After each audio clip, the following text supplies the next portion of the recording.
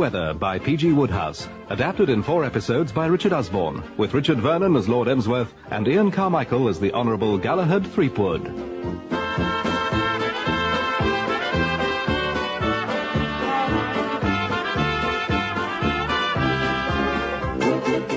Episode 1, The Wrath of Lord Tilbury.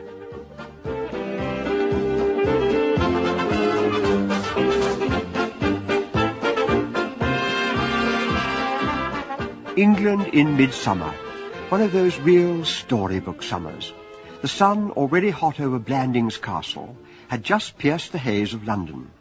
Now it had come down Fleet Street, turned to the right, and entering through an upper window, was beaming pleasantly on Lord Tilbury, the short, stumpy founder and proprietor of that vast factory of popular literature, the Mammoth Publishing Company. You might have expected the man behind the Mammoth to beam back at the sun, but the reason he didn't was a brief letter just arrived. For all its brevity, it had ruined Lord Tilbury's day. Blandings Castle, Shropshire. Dear Sir, enclosed fine cheque for the advance you paid me on those reminiscences of mine. I've been thinking it over, and have decided not to have them published after all. Yours truly, Galahad Threepwood. Huh! And yet, oddly enough, there were men in England who would have whooped with joy at the sight of that letter. When the news had got about that the Honourable Galahad Threepwood, brother of Lord Emsworth, was engaged in writing the recollections of his colourful career as a young man about town, decorous dukes and steady cabinet ministers, who had once sown wild oats with him, had begun to quiver in their slippers at the thought of what long-coveted skeletons those reminiscences might disclose. But Lord Tilbury knew, and no man better, what big money there was in this type of literature, and it seemed to him that the book could not fail to be the scandalous blockbuster of the year. Little wonder that he mourned, and he was still mourning when his secretary poked her head round his door. Excuse me, Lord Tilbury. Yes, what do you want? Lady Julia Fish to see you, Lord Tilbury. She says her business is personal. Lady Julia Fish? You told me you met her in your hotel in Biarritz when you were on holiday. What? Hotel I'm... No, wait. Pass me Debrett's Peerage. Debrett's Peerage. Here we are. Yes, now, let me see. Found it. E. Emsworth. Earl of, sons living, brother living, the Honourable Galahad Threepwood, sisters living. Ah, yes. Lady Julia, widow of General Sir Miles Fish, having issue living Ronald. I thought so. She's Galahad's sister. Ask her to come in. Yes, Lord Tilbury. Lord Tilbury will see you now, Lady Julia. Well, you're looking very bonny. Biarritz did you good. Lady Julia. So this is where you get out all those jolly little papers of yours. I'm impressed. Quite awe-inspiring, all that ritual on the threshold. Admirals of the Swiss Navy making you fill up forms with name, address, fingerprints, and purpose of visit. And small boys in buttons, eyeing you as if anything you say will be used in evidence against you. What is your business?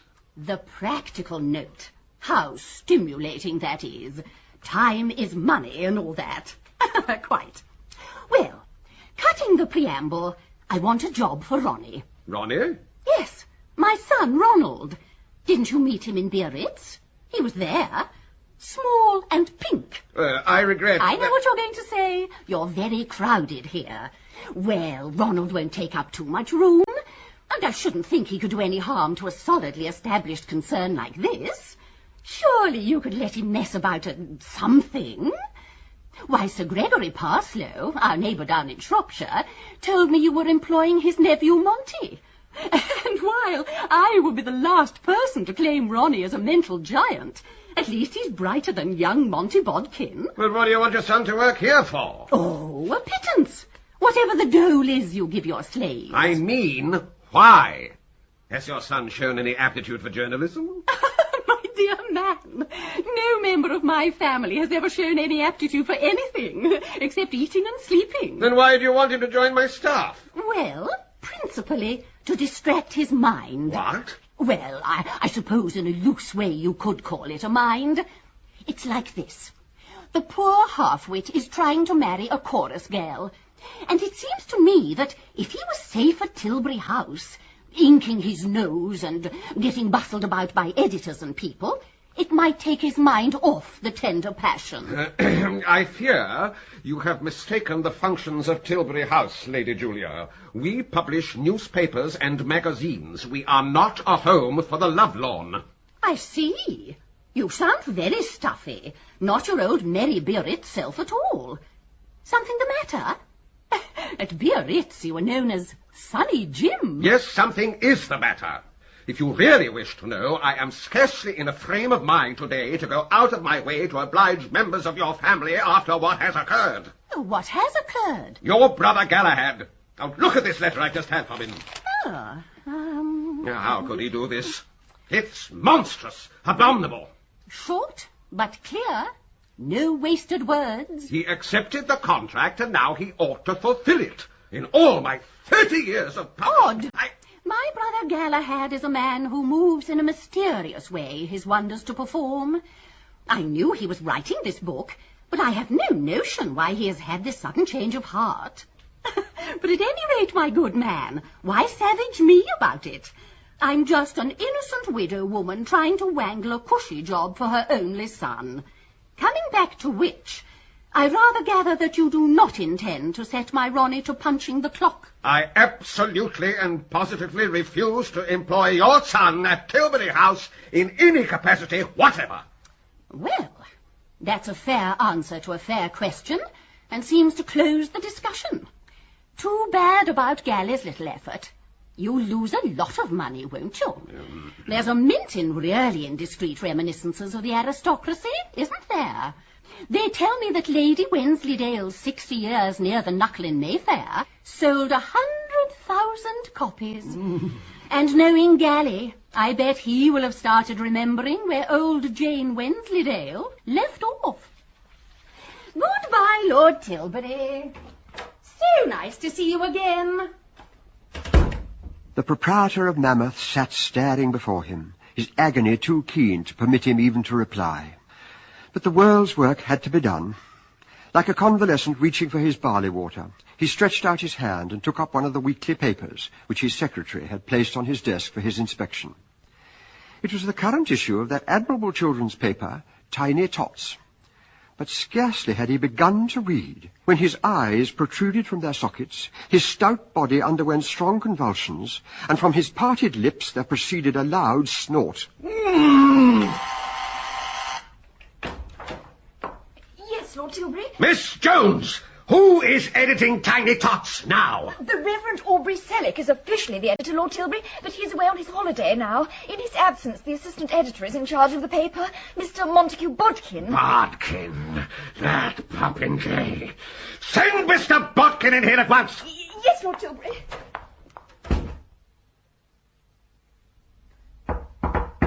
Yes! Good morning. Want to see me about something? Come in, Bodkin, shut the door, and don't grin like that. What the devil are you grinning for? Nice day. Never mind the day. Righto. Well, have you heard from Uncle Gregory lately? Never mind your Uncle Gregory. Righto. And don't say right-ho. Right-ho. Here, now read this. Oh, well, do you want me to read it aloud to you? Yes, here, where I'm pointing. Oh. Yes, Uncle Wogley. Oh, righto. Will you stop saying right-ho? Well, yes, sorry. Right, here goes then. Uncle Wogley to his chicks. Well, chickabiddies, how are you all? This week, your Uncle Wogley is going to put you onto a good thing. We all want to make a spot of money in these hard times, don't we? Well, here's the lowdown straight from the horse's mouth. All you have to do is to get hold of some mug and lure him into betting that a quart whisky bottle holds no more than a quart of whisky. Sounds rummy, what? Well, listen. First you fill the bottle, that gives you a quart. Then you shove the cork in, and then, follow me closely here, then you turn the bottle upside down, and you'll find there's a sort of bulging in part at the bottom. Well, slosh some whiskey into that, and there you are. Because the bot is now holding more than a quart, you scoop the stakes. What the devil do you mean, you wretched imbecile, by putting that sort of stuff in Tiny Tots? You don't like it? How do you suppose the mothers who read that drivel to their children will feel? Yeah, in a wrong tone, do you think? Mugs, betting, whiskey. You have probably lost us 10,000 subscribers. I say, that never occurred to me. By Jove, I see what you mean now. May quite easily cause alarm and despondency. Yes, to be sure. That's an unfortunate slip, what? Well, I can only say I'm sorry. You can not only say you're sorry, you can go to the cashier, draw a month's salary, get the blazes out of here, and never let me see your face in the building again! But, this sounds like the sack. Don't tell me that what you're hinting at is the sack. Get out! Reflect, Lord Tilbury. Uncle Gregory won't like this. He takes all the trouble to get me the job, I mean to say, and now this happens. Now, don't deceive yourself. Uncle Gregory will be vexed. Get out! You will not reconsider? No! You are not to be moved? No! Oh. Right-ho. Well, now we know where we are. Since you have no heart, no sympathy, no feeling, no bowels, of compassion, I mean, I have no alternative but to shove off. I've only two things to say to you.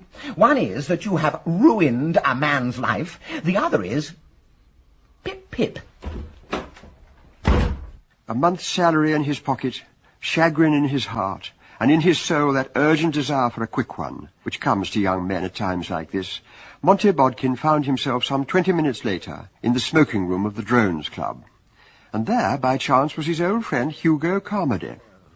I say, Monty, drinking lizard's breath before lunch? Who's the other one for? Me. Oh, anything wrong? Yes, Hugo. I've just been given the boot by Lord Blast-His-Eyes Tilbury, turfed out and driven into the snow. That's life, I suppose. Tough. Still, what do you want with a job? You're rolling in money. Money's got nothing to do with it. No? Yeah. You know Gertrude Butterwick? Can't say I do. A splendid girl. I'm sort of engaged to her. Sort of. Well, you see, she has a very starchy male parent, and she does what he tells her. And he tells her that she can't marry an idle fop. His very words for me, but stressing the idle. So, he said that if I can earn a salary for a whole year, 52 weeks, I can ask for his daughter's hand. I begged Gertrude to jam her hat on and come round to the nearest registrar's, but she says no. So, I must go out and work for a year, damn it. I ask you. And that's why you were working for Lord Tilbury? Correct. Oh. My uncle, Sir Gregory Parslow, persuaded the little tin pot Napoleon to give me a desk, a job, and a weekly envelope. Parslow, that's the man at Matchingham Hall, near Blandings. I've been down at Blandings all the summer. Lord Emsworth's secretary. Nice, soft job. I've chucked it now. Well, I know Blandings. When I was a kid staying at Matchingham, I was always popping over there. How is the ninth Earl these days? Oh, mild, dreamy, absent-minded sort of old bird. Talks about nothing but pigs. Pigs, eh? His Empress of Blandings won the silver medal in the fat pigs class at last year's Shrewsbury Agricultural Show, and she is confidently expected to repeat this year. This gives the old man's conversation a porcine trend. Yeah, wait a minute. Let's get this straight. You say you were Lord Emsworth's secretary? Yeah. And you've been fired? No, I've not been fired. I've resigned. If you really want to know, I got engaged to his lordship's niece. When did you leave? Oh, day before yesterday. Anybody been engaged to take your place? Not that I know of. Hugo! I'm going to get that job. What? I can get a phone, straight off, to my Uncle Gregory Parslow to snaffle it for me without delay. Yes, I shouldn't count too much on Sir G. Parslow getting you jobs with old Emsworth. Relations between Blandings Castle and Matchingham Hall are a bit strange just at the moment. Lord Emsworth has a fixed idea that your uncle is plotting to nobble Empress of Blandings. What? Why? Oh, he's got it all worked out. Your uncle owns a pig called Pride of Matchingham, and with the Empress out of the way, she would probably cop the silver medal at the show, so I don't think I'd rely too much on Sir Gregory's pull if I were you. Oh. Stop. There's no harm in trying. Oh, have a shot at it by all means. Oh, but there's just one thing, if you do go to Blandings. You'll find the second prettiest girl in England there. Keep well away is my advice. Eh? Ronnie's fiancée. They're both at the castle, and if you exhibit too much enthusiasm about her, he is extremely apt to strangle you with his bare hands. Personally, I regard jealousy as a mug's game, but Ronnie belongs more to the Othello or green-eyed monster school of thought. Well, who's the lucky girl? Her name's Sue Brown. What? You don't mean the Sue Brown who was in the chorus of the Regal? That's the one! You seem to know her. No, certainly I know her. I haven't seen her for a couple of years, but at one time... Just one of the sweetest things on earth, young Sue. You don't often come across such a ripper. Precisely the spirit against which I am warning you. Just the very tone you would do well to avoid. Yeah. It's an excellent thing your chances of getting to Blandings are so remote. I should hate to read in my morning paper that your swollen body had been found floating in the lake. Well, I can't stay gassing. Must go. Good luck, old thing. Toodle, floating in the lake. What bilge? Waiter, Yes, sir. Will you ask the telephone girl to get me a personal call to Sir Gregory Parslow, Matchingham, Shropshire 123? Yes, sir. Some 24 hours later, an observant bird, winging its way over Shropshire, would have noticed below a couple standing near a red two-seater car in the stable yard of Blandings Castle. And narrowing its gaze and shading its eye with a claw, it would have seen that one of the pair was a small, sturdy young man of pink complexion, the other an extremely pretty girl. Ronald Fish was saying goodbye to his fiancée, Sue Brown, before driving off to the next county to be best man at the wedding of his cousin George. Darling Sue, I shall miss you. Oh, hurry back, won't you, Ronnie, dear? I get scared without you in this place. It makes me feel like a puppy that's got into a cathedral. I suppose it's a fairly decent-sized shack, but there's nothing about it to scare anybody. There is if you were born and brought up in a villa in the suburbs. Sue, you've gone like a breeze here. Uncle Clarence likes you. Uncle Galahad loves you. Butler Beach is one of your warmest admirers. Damn it, even that little blighter Pilbeam. Ronnie. I'm sorry, Sue. I get jealous of anybody who even looks at you. Oh, I hate being so short. But it does mean I can kiss you on the level. You're just the right height. And I'm pink. My favourite colour. You're a precious little pink cherub, and I love you. You really do? Of course I do. But suppose you changed your mind. You are a chump, Ronnie. I know I'm a chump, but I still say, suppose you change your mind. It's much more likely you'll change yours. What? Suppose when your mother arrives, she talks you over. What absolute rot. I don't imagine she will approve of me. Of course she'll approve of you. Lady Constance doesn't. Listen, if Aunt Constance tries to come the old aristocrat over you while I'm away, punch her in the eye. Don't put up with any of her pursed lips and lorgnette stuff. Now, your job while I'm away, Sue, is to work on Uncle Clarence, to get him to slip me my money so that we can get married. Use every feminine wile to fascinate the old boy. Keep surging round him like glue. Talk to him about pigs. Well, darling, you must be off. Oh. Goodbye. Chin up. Till tomorrow. God bless Ronnie, darling. Drive carefully. Goodbye. Bye.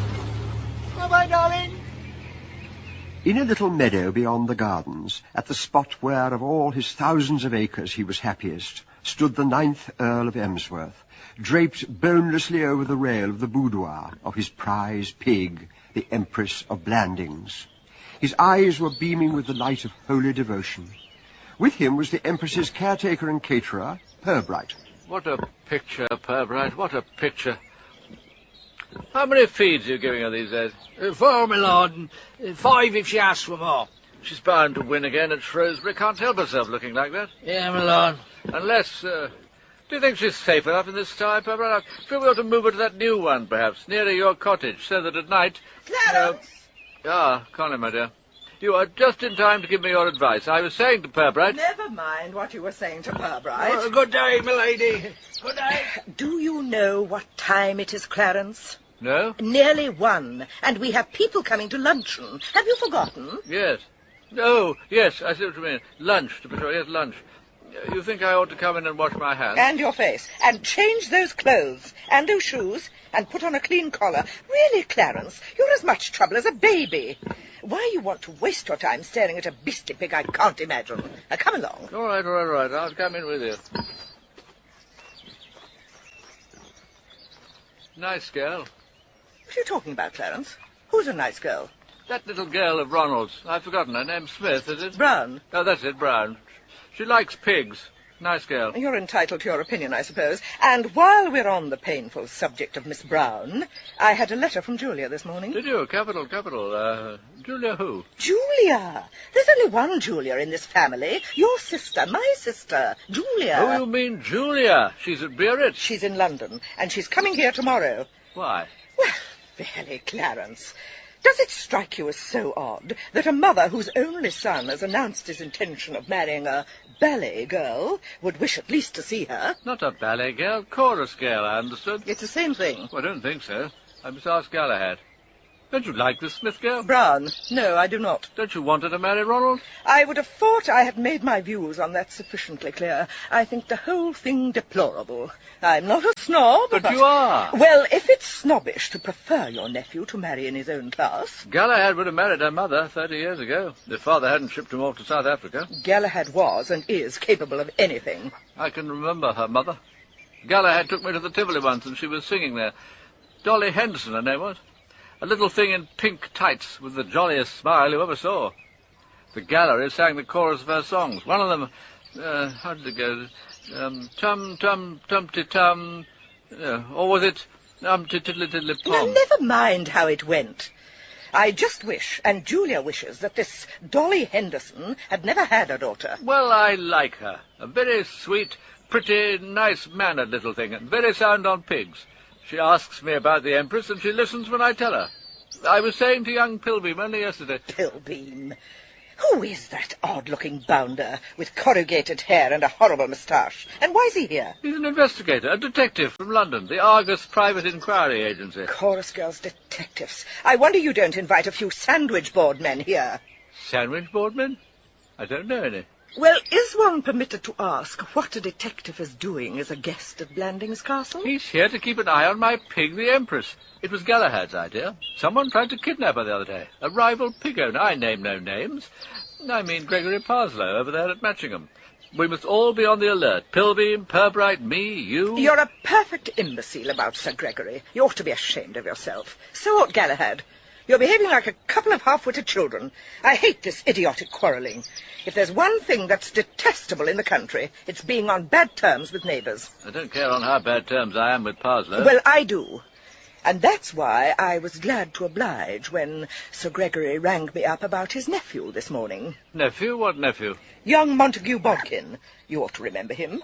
He was here often enough as a boy, friend of Ronald's then. Bodkin? Oh, for pity's sake, Clarence, don't keep saying Bodkin as if you were a parrot. The point is that Sir Gregory asked me as a personal favour to engage him as your secretary. Well, I'm dashed. I really am dashed. The man Parslow tries to steal my pig, and now he has the nerve... And I said I would be delighted for you to have Mr. Bodkin as your secretary. What? I said I would be delighted. So it's all arranged. He comes down tomorrow. You mean you're letting a nephew of Parslow's loose in the castle with only 2 weeks to go before the Shrewsbury show? He arrives tomorrow by the 2:45 train. Now go and change. And Clarence, don't forget to wash your hands. Lady Constance swept into the house and left Lord Emsworth standing. But not for long. Washing his hands could wait. He needed help. He hurried towards the lawn where his brother Galahad, whiskey and soda in hand, was reclining in his deck chair. Galahad. Good God, Clarence, you look like a bereaved tapeworm. What's the matter? Galahad, the worst has happened. Eh? Parslow has struck. He has been too clever for us. He has got round Connie and persuaded her to engage his nephew, Montague Bodkin, as my secretary. Well. Connie told me so only a moment ago. You see what this means? Parslow is determined to work some mischief on the Empress, and now he has contrived to insinuate an accomplice into the very heart of the home. Young Monty Bodkin? Yes. Strange. I remember Monty Bodkin as a nice boy, not at all the sort of fellow who would nobble pigs. Now, wait a minute, Clarence. This wants thinking over. You think I'm wrong? Yes, Clarence, I do. Parslow isn't planning to strike through him at all. But Galahad... No, you take it from me. The thing's much too obvious. Not young Parslow's proper form at all. Now, reason it out. He must know that we would suspect a nephew of his. Then why is it worthwhile to get him into the place? Shall I tell you, Clarence? Do. Because he wants us to suspect him. Wants us to suspect him? Wants us to. He hopes by introducing Monty Bodkin into the place to get us watching him, keeping our eyes glued to him, so that when the real accomplice acts, we shall be looking in the wrong direction. Bless my soul. From now on, Clarence, you mustn't loaf about the Empress openly. You must conceal yourself in the background, and you must instruct your pigman, Pirbright, to conceal himself in the background. This fellow will think our vigilance has been relaxed, and we shall catch him red-handed. You have taken a great weight off my mind, Galahad. The only mistake I think you make is in supposing that this young Bodkin is harmless. I am convinced that he will require watching. Well, watch him then, if it'll make you any happier. It will. And meanwhile I will be giving Pirbright his instructions. Tell him to lurk. Exactly. Some rude disguise, such as a tree or a pail of potato peel, would help. I don't think Pirbright could disguise himself as a tree. Nonsense, what do you pay him for? Well, anyway, tell him to lurk. Oh, he shall certainly lurk. By the way, Galahad, is a chorus girl the same as a ballet girl? Certainly not. Different thing altogether. I thought so. Connie's an arse. I'd better go into the house and get changed. Good afternoon, Lord Emsworth. Oh, good afternoon, Miss... Hello, young Sue. Come and talk to me. I'm bored. You're looking very comfortable, Gally. Well, what have you been doing with yourself all morning, young Sue? I was talking to my precious Ronnie most of the time. Ah. He's gone off now to a wedding near Cheltenham, back tomorrow. He told me to go and talk pig to Lord Emsworth and fascinate him, so that he'll unbelt Ronnie's money, and then we can go and get married. I saw Lady Constance with him, so I kept away. And then I came to see you. Clarence has got the wind up, poor chap, about that pig of his. He thinks Parslow is trying to put it on the spot or kidnap it. Apparently, Connie has gone and engaged Parslow's nephew as Clarence's secretary, and Clarence thinks it's a plot. Personally, as I told him, I think Parslow is using young Monty Bodkin as a cat's paw. Monty Bodkin? The nephew. I'm convinced from what I remember of him that he isn't their sort of a fellow. Oh, Gally! Hmm? Monty Bodkin coming here? My dear child, what is the matter with you? Monty. And darling Ronnie's so jealous. Gally. Hmm? I used to be engaged to Monty. Engaged to Monty Bodkin? Good God. When was that? 2 years ago, 2.5, 3. Before I met Ronnie. Oh, dear, you know how jealous he is. We can't help it, poor darling. It's just the way he is. He makes himself miserable about nothing, so what will he do when Monty arrives? Oh, I know Monty so well. He'll come bounding in, all hearty and bubbling, and start talking of old times. I say, Sue, old girl, do you remember? It'll drive Ronnie crazy. I see what you mean. Their touch of Auld Lang Syne is disturbing. Ronnie won't kick up a fuss. He'll just get very stiff and cold and polite and suffer in a sort of awful Eton and Cambridge silence. And nothing I can do will make him any better. You're sure you're really in love with this young fish? Oh, I wish you wouldn't call him that. Yeah, I'm sorry, but you are? There's nobody in the world for me except Ronnie. Well, it's quite simple. Simple? Listen, Ronnie won't be back tomorrow till the evening. Now, you must run up to London tomorrow early and tell Monty how the land lies. Tell him that when he comes here, he must meet you as a perfect stranger. Tell him why. I wouldn't call Monty Bodkin particularly bright, but he ought to be able to handle a thing like that if you tell him exactly what he's got to do. Darling Gally, you're wonderful. You know where to find him in London? He's sure to be at the Drones. Then all is well. You'll be in London about noon. Catch the 2:45 back. Right. Gives you nearly 3 hours to square things with Monty and back in time to dress for dinner. Oh, it'll work. Oh, bless you, Gally, darling. Why on earth you worry about such things when you know you've got an expert like me behind you, I cannot imagine. It's a pity about Ronald, though. That disposition of his to make heavy weather. Silly to be jealous. He ought to realize by this time that you love him. Goodness knows why. I know why. I don't. Fella's a perfect ass. He's not. My dear child, if a man who doesn't know that he can trust you isn't a perfect ass, what sort of an ass is he?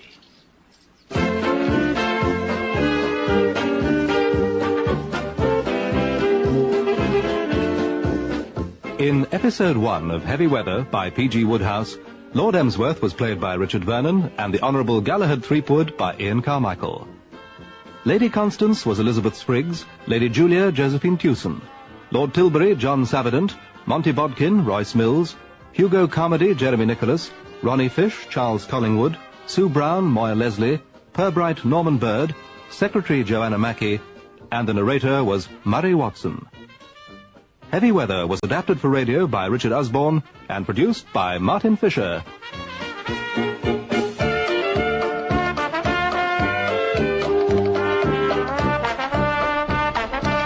And the drama heightens next week at the same time when in Episode 2 of Heavy Weather, Lady Julia enters the fray.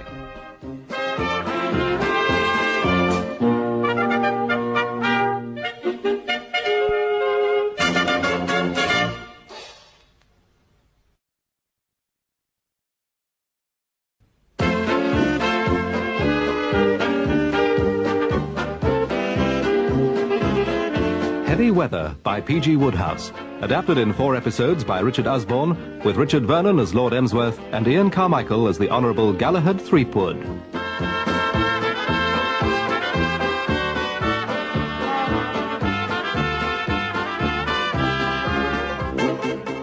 Episode 2, Lady Julia Enters the Fray.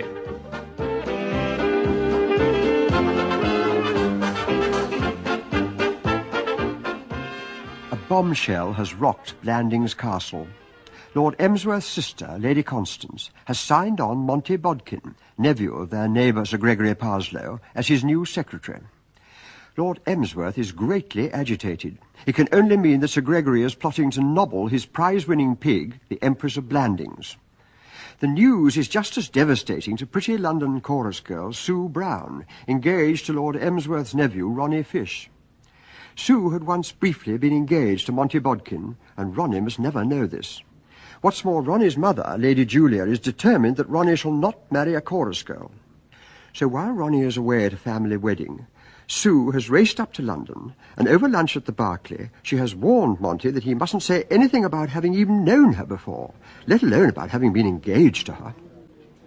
My dear old soul, say no more. I understand everything.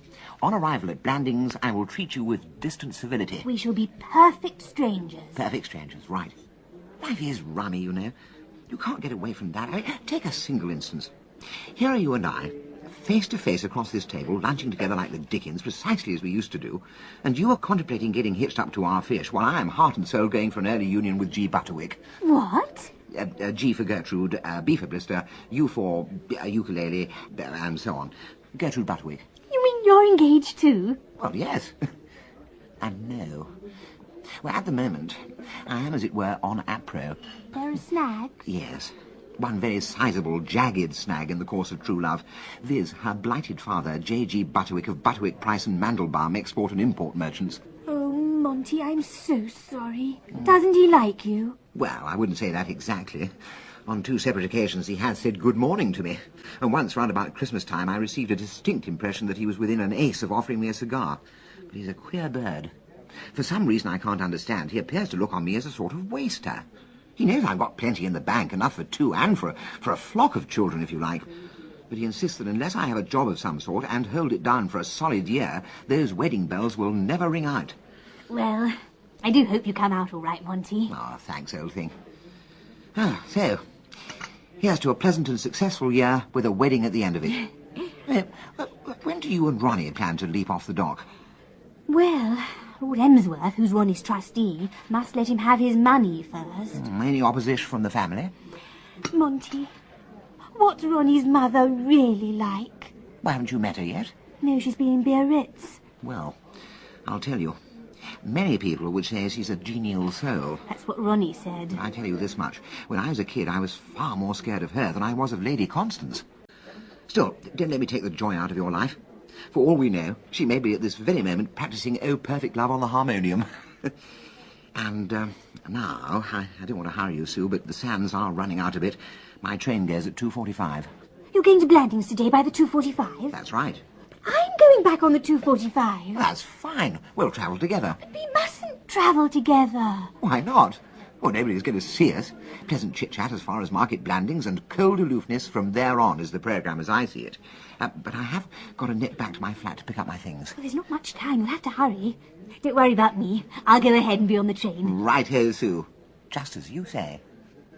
Sue got to the train comfortably, and it was as the hands of the big clock at Paddington Station were pointing to 2:40 that Lady Julia Fish made her way through the crowd, heading for the same train. Her progress was rendered impressive by the fact that the station master, 2 porters, and a boy selling oranges revolved round her like satellites round the sun. She took a corner seat in an empty first-class carriage.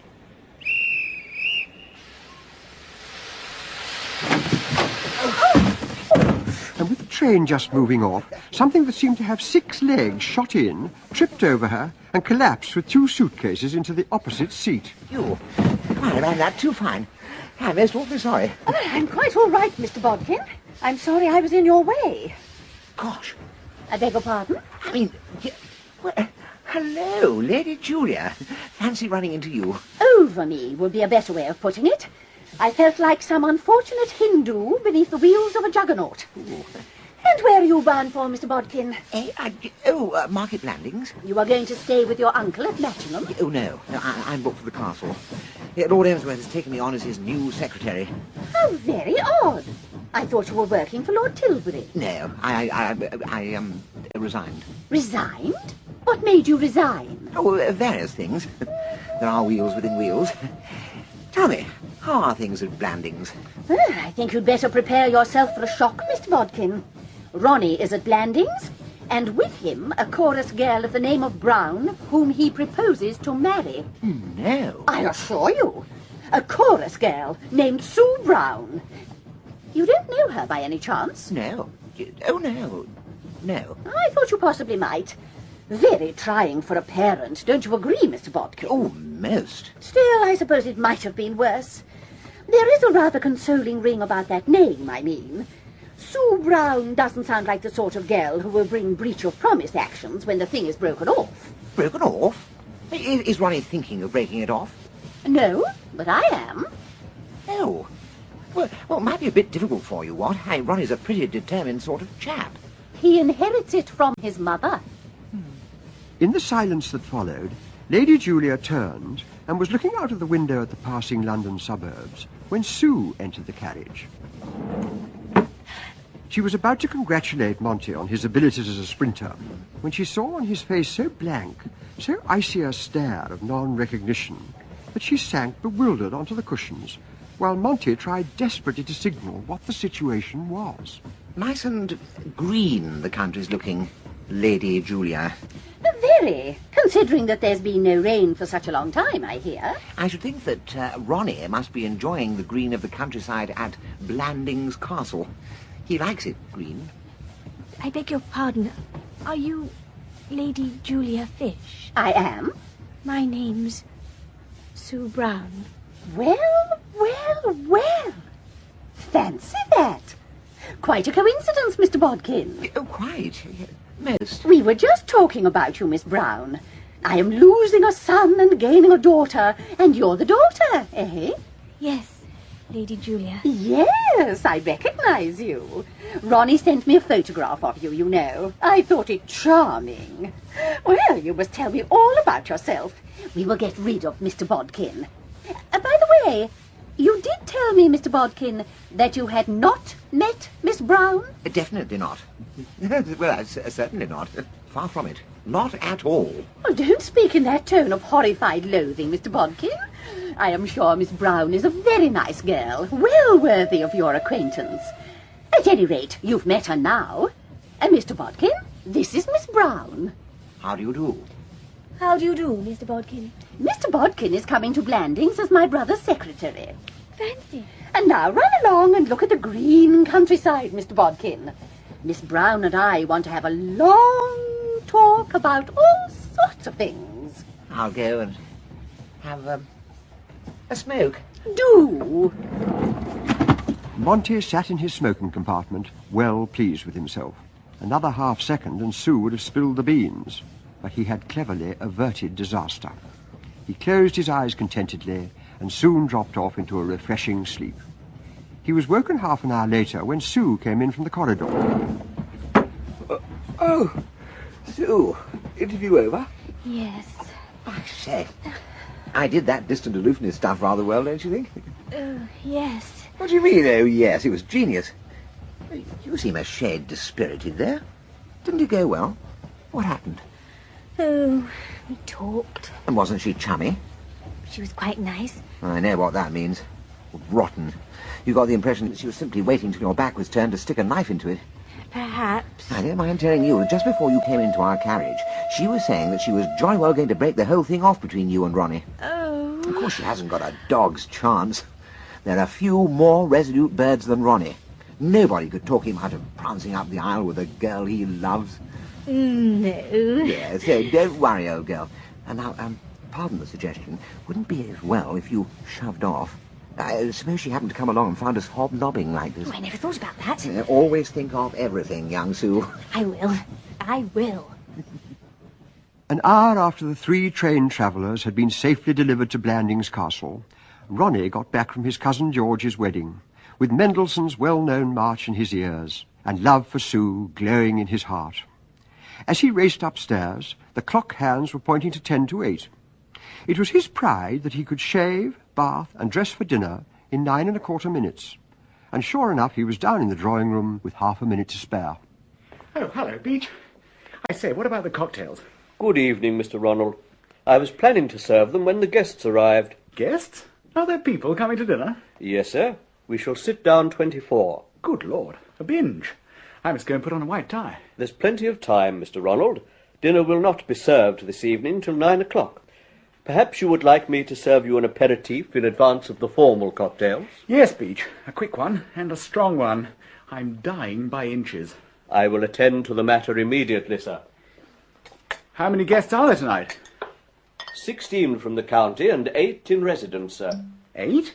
His Lordship, Her Ladyship, Mr. Galahad, yourself, Miss Brown, Mr. Pilbeam. What? That ghastly detective chap still here? Yes, sir.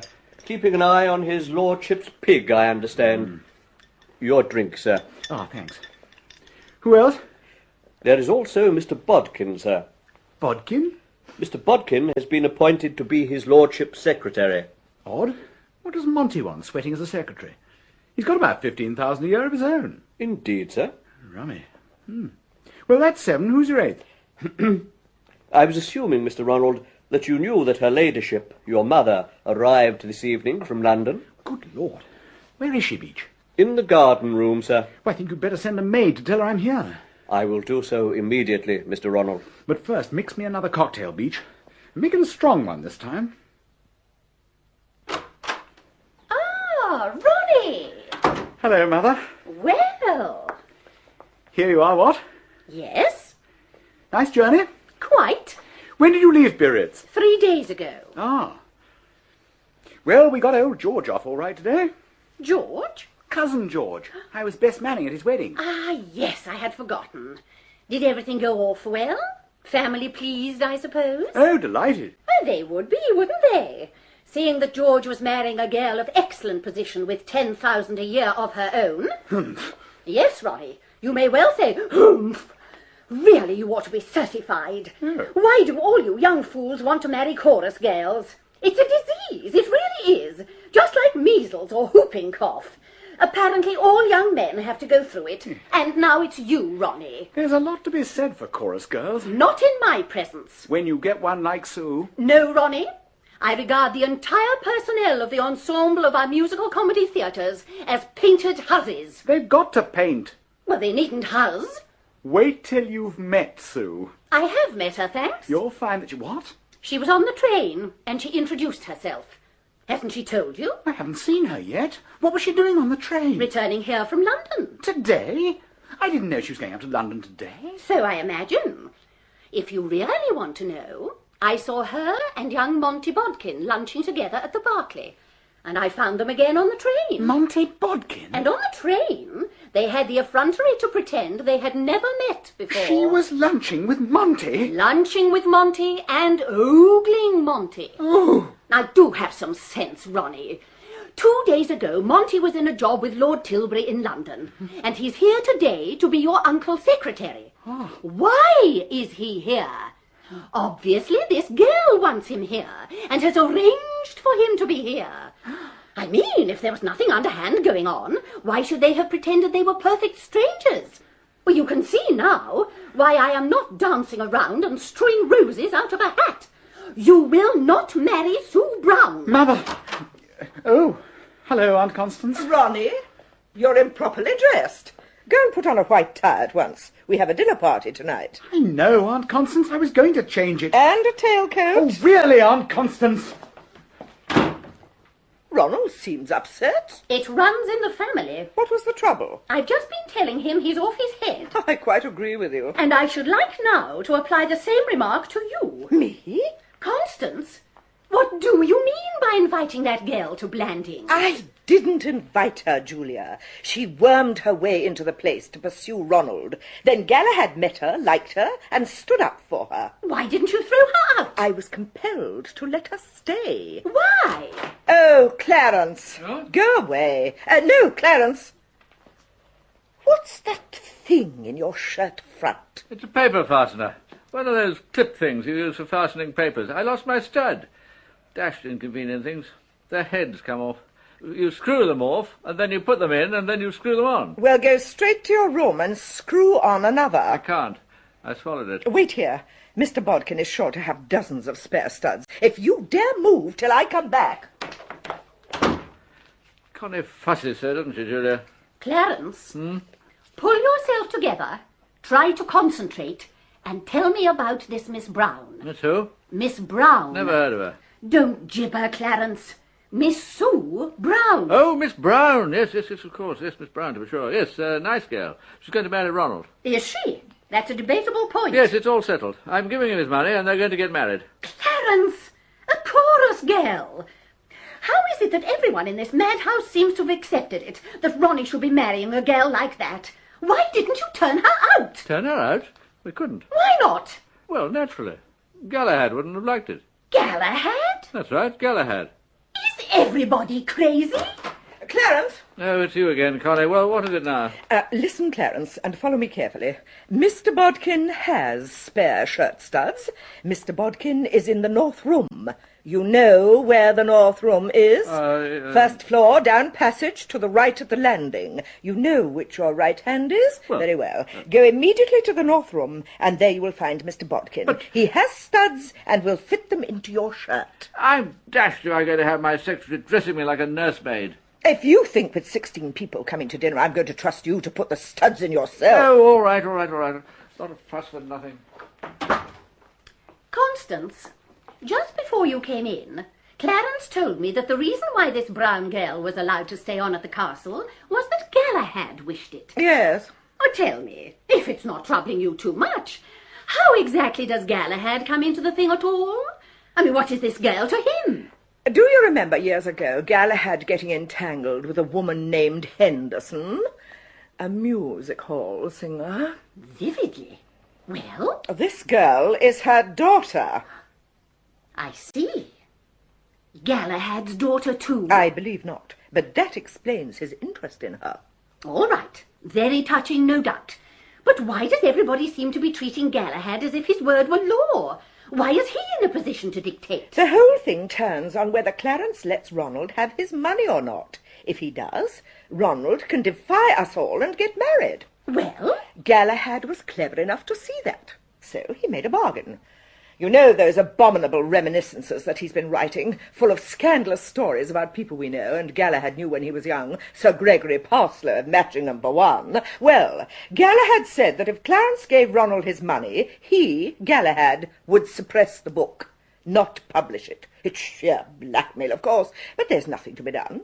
If that book is published, it will ruin the reputations of half the best people in England. Whatever the effect of Galahad's literary efforts on the peace of mind of the governing classes, I certainly do not intend to buy him off at the price of having Ronnie marry any Miss Brown. You don't mean you're going to try to stop this marriage? I most certainly am.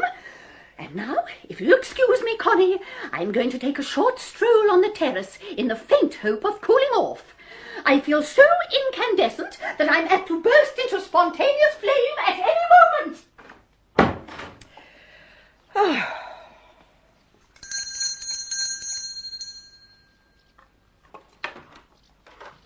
You rang, my lady? Yes, Beach.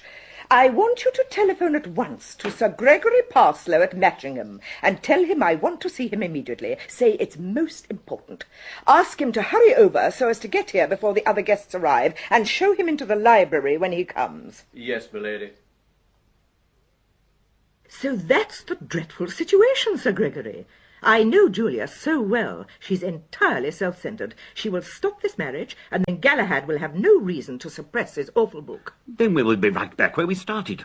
I wish now I hadn't called off that private investigator fellow I got down from London to steal the manuscript. Pilbeam? But he's still here. Still here? Yes.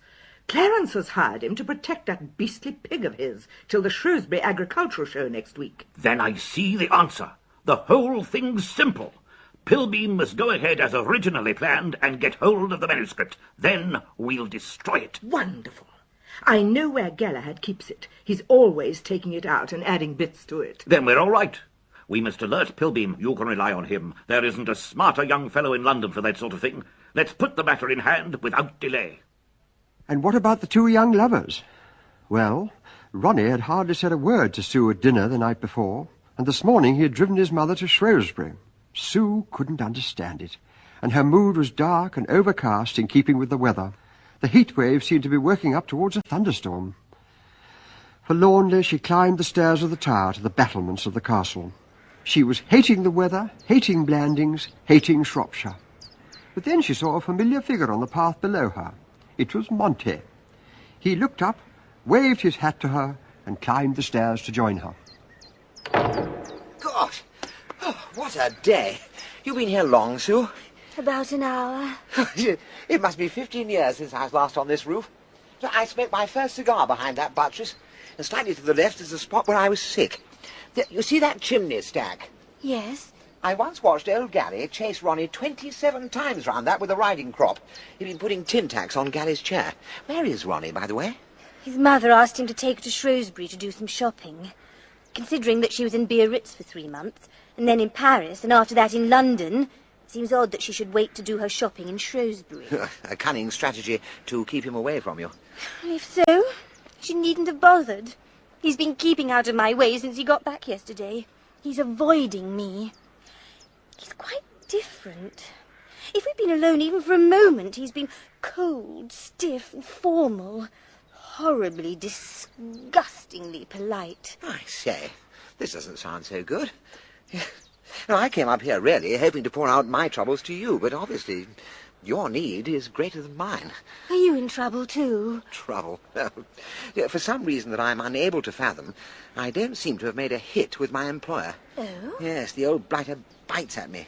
He views me with concern and dogs my footsteps. Does what? Dogs my footsteps. I'll give you an instance. Yesterday afternoon, I'd gone down to the pig bin to chirrup to that pig of his and establish cordial relations, and as I approached the animal's lair, I caught sight of Lord Emsworth himself peering at me from behind a tree, his face alight with mistrust. Isn't that dogging? Dogging with intent, I'd call it. How strange. You may say that an earl on his own ground has a perfect right to hide behind trees and glare at his secretaries, but I contend that an earl who hides behind trees today is an earl who intends to apply the order of the boot tomorrow. Why not ask Ronnie to ask Lord Emsworth tactfully what the trouble is? No, not Ronnie. Now, there's another mystery. You say Ronnie is being cold and aloof to you. He's being cold and aloof to me, too. Sniffy as damn it. Why? Great Scott! Sue, you don't suppose Ronnie knows all? That you and I were once engaged to be married? Well, how could he? Oh, no. I know why he's that way with me. It's because his mother's been talking to him, telling him he's a fool to think of marrying a girl like me. Oh, absolute rot. My dear old egg, Ronnie's not the sort of chap to back out of marrying a girl he's asked to marry him. Oh, I know that. My dear old Monty, you don't really think I'd marry a man if he'd stop being fond of me? If I ever really felt certain that Ronnie wants to get rid of me, I'd chuck it all up in a second, no matter how much it hurt. Well, Sue, I think you're making too much of it all. Probably all that's happened is that, well, the old chap's got a touch of the liver. Yeah, enough to give anybody a touch of the liver, weather like this. Well, I must be going. Chin up, old thing. That's the spirit, what? Bye, Monty. Oh, Monty, you've forgotten your hat. Oh, too late. Alone again, Sue treated herself to that healthy medicine, a good old cry, and felt better. When she heard a car draw up on the gravel below, she hoped it was Ronnie back from Shrewsbury. But it was the station taxi from Market Blandings, and out of it climbed George Alexander Pike, 1st Viscount Tilbury, founder and proprietor of the Mammoth Publishing Company. He'd come all this way to confront the Honourable Galahad Threepwood in person about his memoirs, and he meant to stand no nonsense. Beach took him to the small library and asked him to wait. When Beach had left, Lord Tilbury's eyes began to bulge and his breathing to quicken. There was the manuscript lying on the desk. He had a mad impulse to make a quick snatch and get away, but was interrupted by the author. Now, don't tell me, let me think. I pride myself on my memory. You're fatter and you've aged a lot, but you're someone I used to know quite well at one time. No, don't tell me. Shorty Smith. No, Stumpy Whitney. I've got it, by gad. Stinker Pike. Oh, not bad that, considering it must be 25 years. How are you, Stinker? Don't call me Stinker. Yeah, of course, I'm sorry, I forgot. Carry on, Pike. And don't call me Pike. My name's Tilbury now. Oh, going about under a false name, eh? Oh, that's bad. No, I don't like that. I call myself Tilbury because in a recent honours list I received a peerage. Oh, you're Lord Tilbury. Yeah, what on earth did they make you a lord for, Stinker? I happen to occupy a position of some slight importance in the publishing world. I am the proprietor of a concern whose name may be familiar to you. Mammoth Publishing Company. Mammoth? Mammoth. Now, don't tell me. Aren't Mammoth the people I sold that book of mine to? They are. Ah. I'm sorry about that. I've let you down, haven't I? And you have come here to ask me to reconsider. Oh, dear. I'm afraid you've made your journey for nothing, Stinker, old man. I won't let that book be published. But... No, I can't argue. I won't do it. But it's outrageous. You signed the contract. You were satisfied with the terms we proposed. It's got nothing to do with the terms. And you can't pretend you're not in a position to deliver the book. There it is, on your desk, apparently finished. A book like this is never finished. I could go on adding to it for the rest of my life. It's no good your saying anything. It is going back into the drawer, and it will never be published. Now look here, Threepwood. No, Stinker, that is final. I can't possibly tell you all the reasons for my decision. It would take too long. But you can rest assured that nothing you can say will make the slightest difference. I will not publish. In that case, I will bid you good afternoon. You're not going? I am going. I wish you wouldn't take it like this. Why get stuffy, Stinker? Sit down, have a chat. Stay and join us for a bite of dinner. Dinner? Huh! Lord Tilbury decided to walk back to the Emsworth Arms across the fields to cool his anger. It so happened that his path took him to the bijou residence of Lord Emsworth's prize pig, where Pirbright, the pig man, was lurking on the watch for pig nobblers. Lord Tilbury himself was a pig fancier, and out of sheer kindness picked up a bit of potato peel and was on the point of dropping it into the Empress's upturned mouth when there occurred a startling interruption. Gotcha! Yeah! You come along with me! What? Let me go! Don't you know who I am, my man? I'm Lord Tilbury. I'm a friend of Mr. Galahad Threepwood of the castle. I'm a friend of Sir Gregory Parslow of Matchingham. I don't care if you're the Emperor of China! Get hands off! Into the shed! Let me go! Feed in the Empress! Poison or I shouldn't wonder! In you go! No! You stay there till I fetches his lordship! You tell him you're a friend of Sir Gregory! You wait till our master finds out about this! Let me out!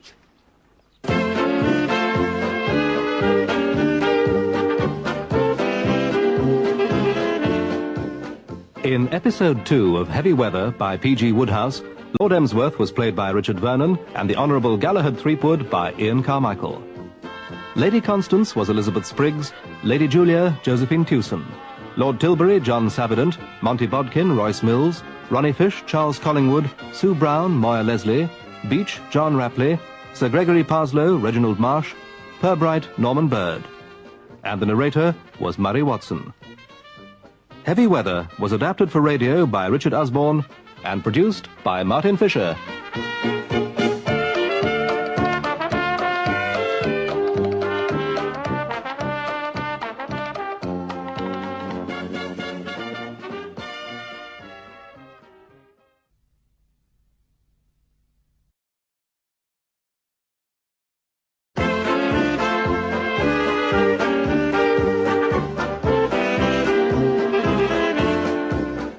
Heavy Weather by P.G. Wodehouse, adapted in 4 episodes by Richard Usborne, with Ian Carmichael as the Honourable Galahad Threepwood.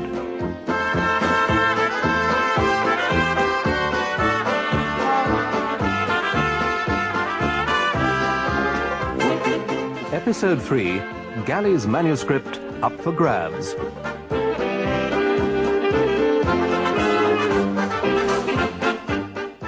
Lord Tilbury, proprietor of Mammoth Publications, has come all the way to Blandings Castle to persuade Lord Emsworth's brother Galahad to change his mind and let Mammoth publish his reminiscences.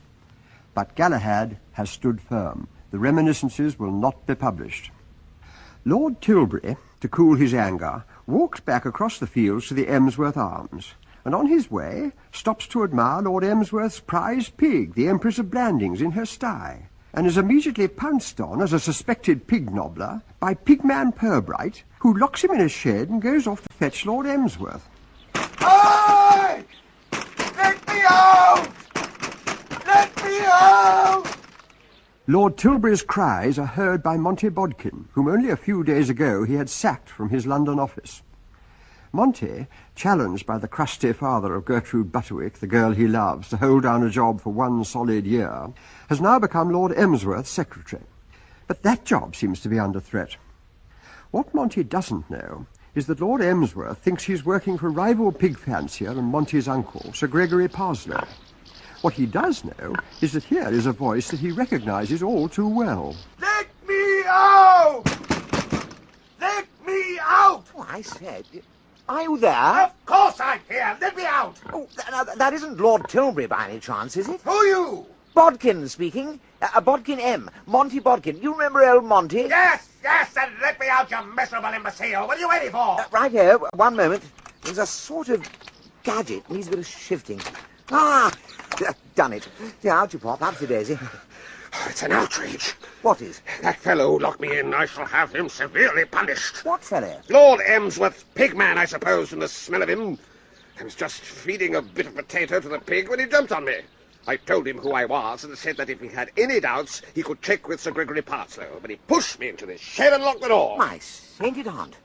You said you were a friend of Uncle Gregory's, and now you're going to the castle to lodge a complaint with Old Man River. Don't do it. Don't go anywhere near the castle, or they'll have you in irons before you can say, what? What are you drivelling about? Not drivelling, it's quite reasonable. You aren't onto the secret history of this place. Old Emsworth thinks that Uncle Gregory is trying to assassinate his pig to stop it winning the medal at the agricultural show next week. And now, a friend of Uncle Gregory caught in the act of feeding her. They'll think the potato you're giving her contains some little-known Asiatic poison. They'll ship you off to Devil's Island without a trial. I've never heard of anything so absurd. Incidentally, why are you in these parts at all? I'm always glad to see you, of course. And may I ask what you're doing here? Me? Oh, I'm Lord Emsworth's secretary now. Oh, yes, indeed. Within 24 hours of your slinging me out of Tilbury House, I got another job. Dear me, yes. A good man isn't long getting snapped up. You mean you're Lord Emsworth's secretary and actually living at the castle? Yes, indeed, and feeding with the family, but only for the nonce. Look, I don't mind telling you that I expect a shake-up soon. I may, just may, find myself at liberty before long. So, if by any chance you are suggesting we might make a fresh start together... Oh, you wish to return to my employment? Definitely. Then you shall. Good egg. Provided. Oh, golly. Is there a catch? There is something I want you to do for me. Give it a name, even unto half my kingdom, I mean to say. Now, here's the position in a nutshell. Lord Emsworth's brother Galahad has written his reminiscences. I know. I bet they're good, too. Yeah, they would sell like hot cakes. Grab them from Mammoth is my advice. That's exactly what I want you to do. Me? Mr. Threepwood was commissioned to deliver the manuscript to us. Now he has gone back on his word. So I want you to steal it for me. You don't mean pinch it? That's exactly what I mean. Well, Lord Love-a-Duck. The task will be simple to someone living at the castle. The manuscript is in the drawer of Mr. Threepwood's desk. I can assure you that if you come to me with that manuscript, I shall be only too delighted to restore you to your old position at Tilbury House. You will be prepared to sign a document to that effect if I draw it up? Of course, of course. Kindly put the thing through as soon as possible. You'll find me at the Emsworth Arms. I have no wish to remain indefinitely at a rustic inn. Okay, I'll snap into it. You can rest assured, Lord Tilbury. I know the Emsworth Arms well. Try that beer with a spot of gin in it. Warms the cockles. All right, then. Expect me there very shortly with manuscript under arm. Monty was thoroughly pleased with himself. Once he had the manuscript, the sound of wedding bells would only be a year away. But what of the author himself? Galahad felt that he'd had enough of the life literary for the day, and having left the manuscript in a drawer, was relaxing in a deck chair on the lawn. To add to his comfort, Butler Beach was approaching with a whiskey and soda. Thank you, Beach. That'll do me good. I say, what on earth's that you got under your arm? Oh, it's my manuscript. Yes, Mr. Galahad. Well, take it back. I don't want it. Good Lord, I came out here to forget it. Excuse me, Mr. Galahad. What are you waggling your tummy at me for, Beach? I am uneasy, sir. What about? The safety of this book of yours. May I inform you, sir, of what occurred a few minutes ago? I heard a noise from the library. Go on, Beach. I went to investigate and heard movements within. Flinging the door open sharply, I disturbed a person who, I suspected, was attempting to purloin the material that you have written. Who? It was Mr. Pilbeam, Mr. Galahad, standing with his hand in the open drawer. Good God, what did you say? Nothing, Mr. Galahad. I looked. What did he say? Nothing, Mr. Galahad. He smiled. Smiled? In a weak, guilty manner. I proceeded to the desk, secured the written material, and started to leave the room. At the door I paused and gave Mr. Pilbeam a cold glance. I then withdrew. Splendid, Beach. But what possible motive could this extraordinary little perisher have for wanting to steal my book? If I may speak freely, may I say that I know the extreme importance of this book in the affairs of Mr. Ronald and Miss Brown. Do you indeed? Go on. In order to overcome the opposition of her ladyship to the match, you expressed your willingness to refrain from giving this volume into the printer's hands, her ladyship being hostile to its publication, owing to the fact that in her opinion its contents might give offence to many of her friends, notably Sir Gregory Parslow. Quite right. Therefore, it would be very agreeable to her ladyship for this manuscript to be stolen and destroyed. Beach, you've hit it. That fellow Pilbeam was working for Connie, and probably Parslow sitting in with them. I feel convinced of it, Mr. Galahad. Beach, I have said it before, and I will say it again. You are worth your weight in gold. With that script out of the way, those two wouldn't have a dog's chance of getting married. Now, I've got it. You must take the thing, Beach, and keep it in some safe place. In your pantry, for instance. But, Mr. Galahad, suppose her ladyship were to learn that the papers were in my possession. Well, how on earth should she? She doesn't ever drop into your pantry for a chat, does she? Certainly not, sir. Then it's the only plan. You take it and keep it somewhere safe. Be a man, Beach. Very good, Mr. Galahad. Beach was not happy with his assignment, but he did as he was told and hid the manuscript in his pantry. Then, remembering Mr. Galahad's words about his bulging tummy, he set off to walk the 2 miles to Market Blandings to buy cigarettes. His head was bowed as he started up the drive, or he might have seen Sue Brown up on the battlements. She'd gone up there to think about her fiancé, Ronnie. Why was he treating her so coldly? Was his mother trying to put a stopper on their marriage? Life was complicated. Even Monty, who had joined her briefly on the roof, hadn't been able to offer solutions or solace. Then she had a good cry, felt better, and decided that perhaps she had misjudged Ronnie. Wanting to come down, she found that the door to the stairs had slammed shut. She was about to call for help when there, on the drive below, was Ronnie himself. A minute or two later he had unlocked the door and, cold and polite still, joined her. Oh, Ronnie, thank heavens it was you. Nuisance, getting locked in like that. Yes. Been up here long? All the afternoon. Nice place on a fine day. I suppose so. Though hot. Yes. When did you get back from Shrewsbury? About an hour ago. I didn't hear you. I didn't come to the front. I went straight round to the stables. Oh. What's this? A hat? Monty's? Monty been up here with you? Yes. Nice chap. Let's go down, shall we? In Market Blandings, Butler Beach, warm after his walk, his cigarette supply replenished, dropped in at the Emsworth Arms for a tankard of their excellent home brew. He took it into the garden, to a bench behind one of the rose-trellised summer-houses that gave shade and privacy for relaxed refreshment. And as he raised his tankard to his lips, heard voices that he recognized, coming through the trellis wall. What is it you want to see me about, Bodkin? What do you think I want to see you about, Lord Tilbury? About that dashed manuscript of Galli's that you told me to pinch, of course. Shh! Nobody can hear us. Nevertheless, kindly do not shout. Have you got the manuscript? Of course I haven't got the manuscript. You told me it was in a desk drawer, and it jolly well wasn't. You can't have looked properly. I saw Threepwood put it there. Says you. Don't say says you. You're a bungler. A child of 6 could have found the manuscript. I'll give any child, or even a bloodhound, a shilling to have done it better than I did. The manuscript was not in the drawer. Well, listen. You don't get your job back at Tilbury House till you personally deliver it to me. Go back and find it, and ring me here when you do. For one so stout, Beach moved fast. He must get back and report. But Monty had moved faster. When Beach came into the street by the garden gate, he saw Monty getting into the only station taxi and directing it to the castle.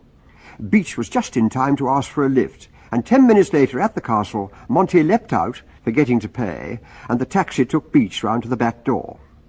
He hurried to his pantry, found the manuscript, and, clutching it to him, sought temporary refuge in his deck chair near the laurel bushes, which is where Pilbeam surprised him. Beach rose to his feet and backed away from the private investigator and returned hastily to his pantry with the precious manuscript. But there was more trouble to come. What ho, Beach? Who? Ah, afraid I startled you, what? Mr. Bodkin. Sorry, ought to have blown my horn. I came to give you the money for that cab.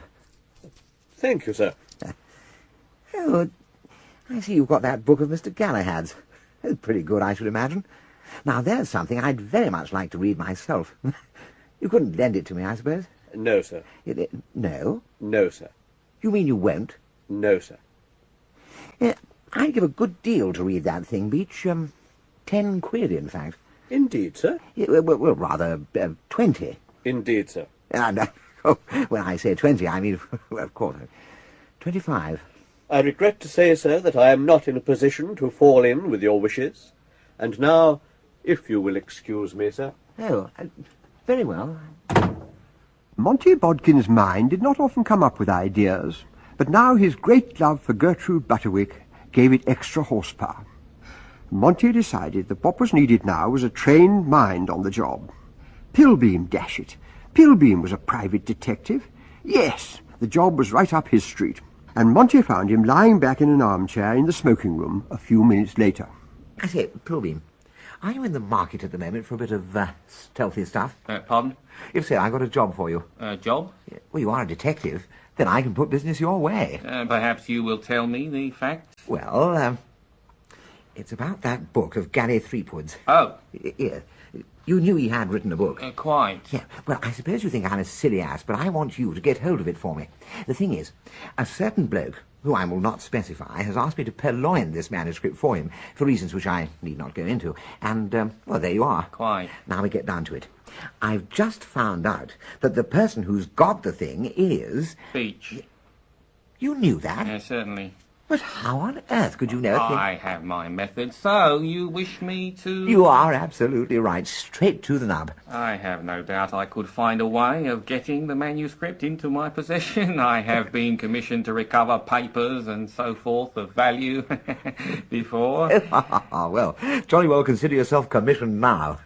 Exhilarated at his success in gaining Pilbeam as an ally, Monty strode out into the grounds, regardless of the threat of rain. From the library window, Beach and Galahad watched him go and hoped he'd get thoroughly soaked. So you say, Beach, that in addition to Pilbeam trying to snaffle my manuscript for the Parslow Lady Constance gang, Monty Bodkin is after it for Lord Tilbury? Yes, sir. The young toad. The fellow I have practically nursed in my bosom. Why, Beach, I remember when he was a boy at Eton, I told him to put his shirt on Whistling Rufus for the Oaks. Indeed, sir. Yes. And he told me later that thanks to my kindly advice, he'd cleaned up to the extent of 11 shillings, a bag of bananas, 2 strawberry ice creams, and a 3-cornered Cape of Good Hope stamp at 100 to 16 from a schoolmate who was making a book. And this is how he repays me. I was thinking, Mr. Galahad, that if I were to hand the papers over to Mr. Ronald... To Ronald? Well, you think that would be safer? Considerably safer, sir. Now that Mr. Pilbeam knows they're in my possession, I am momentarily apprehensive that her ladyship might approach me with a direct request that I deliver them into her hands. Beach, are you afraid of my sister Constance? Yes, sir. Yeah, well, I see what you mean. You couldn't very well tell her to put her head in a bag, could you? No, sir. All right, then. Give the manuscript to Mr. Ronald. Thank you, Mr. Galahad. Ronnie, up in his room, was in no mood to be interested in manuscripts. He told Beach to put it on the table and went back to his gloomy thoughts. His world had gone as black as the clouds. First his mother had seen his darling Sue at the Berkeley in London, lunching with Monty, and now Monty had been up on the tower all afternoon with her. If she loved Monty, well, that was that. But his old friend Monty? No, fancy suspecting his old friend Monty. He went to the window, and there, out on the drive, his old friend was. Monty! You're wet! Yes, Ronnie, I'm wet. Well, you better come in and change. What you'll need is a good toweling, and then I've got a splendid embrocation. I'll bring it to your room. Spiffy! I say, Monty, I don't know if you know this stuff. You might like to try it. Riggs Golden Balm, it's called. It's good. Strop the old torso with a rough towel and then slosh this on. It says on the bottle that it communicates a warm glow. It's dash good of you, Ronnie. You're sure it isn't for horses? Horses? Yeah, well, some of them are, these embrocations. You rub them well in, then look at the bottle and read, for horses only, and then you suffer the torments of the damned, feeling as though you've been having a dip in vitriol. Oh, no. This stuff's all right. I use it myself. Then, have at it. Oh. Ah.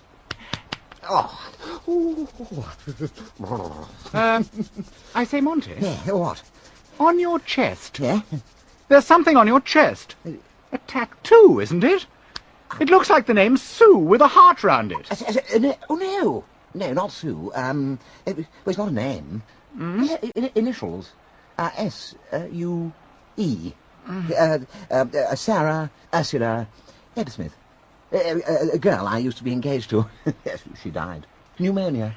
Yeah, very sad. Let's not talk about it. I see. Oh, well, bung-ho. Yeah. Ooh. Ronnie's spirits had plummeted at the sight of the tattoo.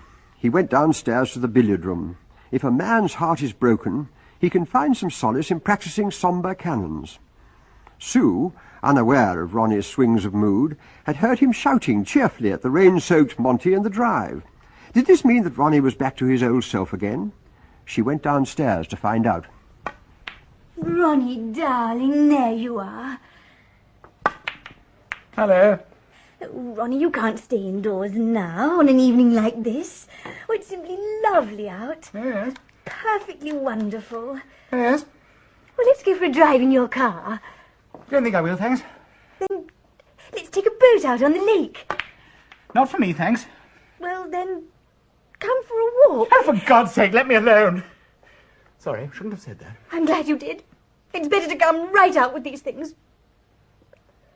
I think we might as well chuck it, don't you? Just as you say. All right.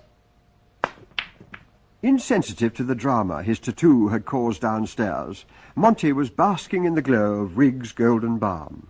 A happy idea had just come to him. If Ronnie was taking the trouble to bring him bottles of embrocation, it must mean that all was well between them, that the dear old pal, in a word, was once more a dear old pal. And if a man's a dear old pal, he'd be delighted to do a fellow a good turn. I say, Ronnie, old lad, I wonder if you could spare me a moment of your valuable time. Well? Butler Beach has got something I badly want, and he refuses to disgorge, and I thought that if you went to him and did the young squire act a bit, exerting your influence, I mean to say, he might prove amenable. I can't understand a damn thing you're talking about. Yeah, well... Oh, good shot. Well, in a nutshell, Beach has got that book of old galleys, and I can't get him to let me have it. Why do you want it? Well, you know all about that book. Yes? But, and you know Galley signed a contract with Mammoth that they would publish it. No, I didn't know that. Well, he did. And now he says they can't. And old Pop Tilbury is as sick as mud. And to cut a long story short, Tilbury has told me that if I can get hold of that manuscript, he will take me back into his employment, from which, as I dare say you know, I was recently booted out. But what about the job here with my uncle? Well, I am liable to get the sack at any moment. Too bad. Yeah, but it'll be all right if you can induce Beach to give up the manuscript. Then I shall get a long-term contract with old Tilbury and thus be in a position to marry the girl I love. You will, eh? And who might that be? Sarah Ursula Ebbsmith? Eh? S-U-E, Sue? Sarah. Huh? Sarah. She's dead. Yeah, tuberculosis. Very sad. You told me it was pneumonia. No, tuberculosis. This is a new fiancée. A girl called Gertrude Butterwick. Gertrude Butterwick, eh? That's right. And I suppose she's crazy about you. Yes, she's deeply enamoured. Oh, well, if that's what you say. Look, listen, Monty. There's no need to worry about Beach. He hasn't got the manuscript. Oh, yes, he has. I saw him reading it. Well, he gave it to me. What? You'll find it in the chest of drawers in my room. Take the damn thing if you want it. My dear old man. Thanks. No need for thanks. Just leave me to my canons. Monty was triumphant. Sue, however, dazed by Ronnie's cold rebuff, had found Galahad in the hall, trying to kill time before dressing for dinner. Hello, Sue, on your own? Where's Ronnie? In the billiard room. Then come and amuse me, I'm bored. This is the hour of the day that searches a man out. It makes him examine his soul, and I don't want to examine my soul. I expect the thing looks like an old boot. Sing to me, dance before me, ask me riddles. I'm afraid I'm not... Anything the matter, Sue? Oh, no. Ah. Shall I turn on the radio? There may be a lecture on newts. No, don't. There is something the matter. There isn't. Really? It must be the weather. Thunderstorms often upset people. I knew a girl once. Sue, you're not listening. Oh, Gally. There, Sue. Come along. Tell me all about it.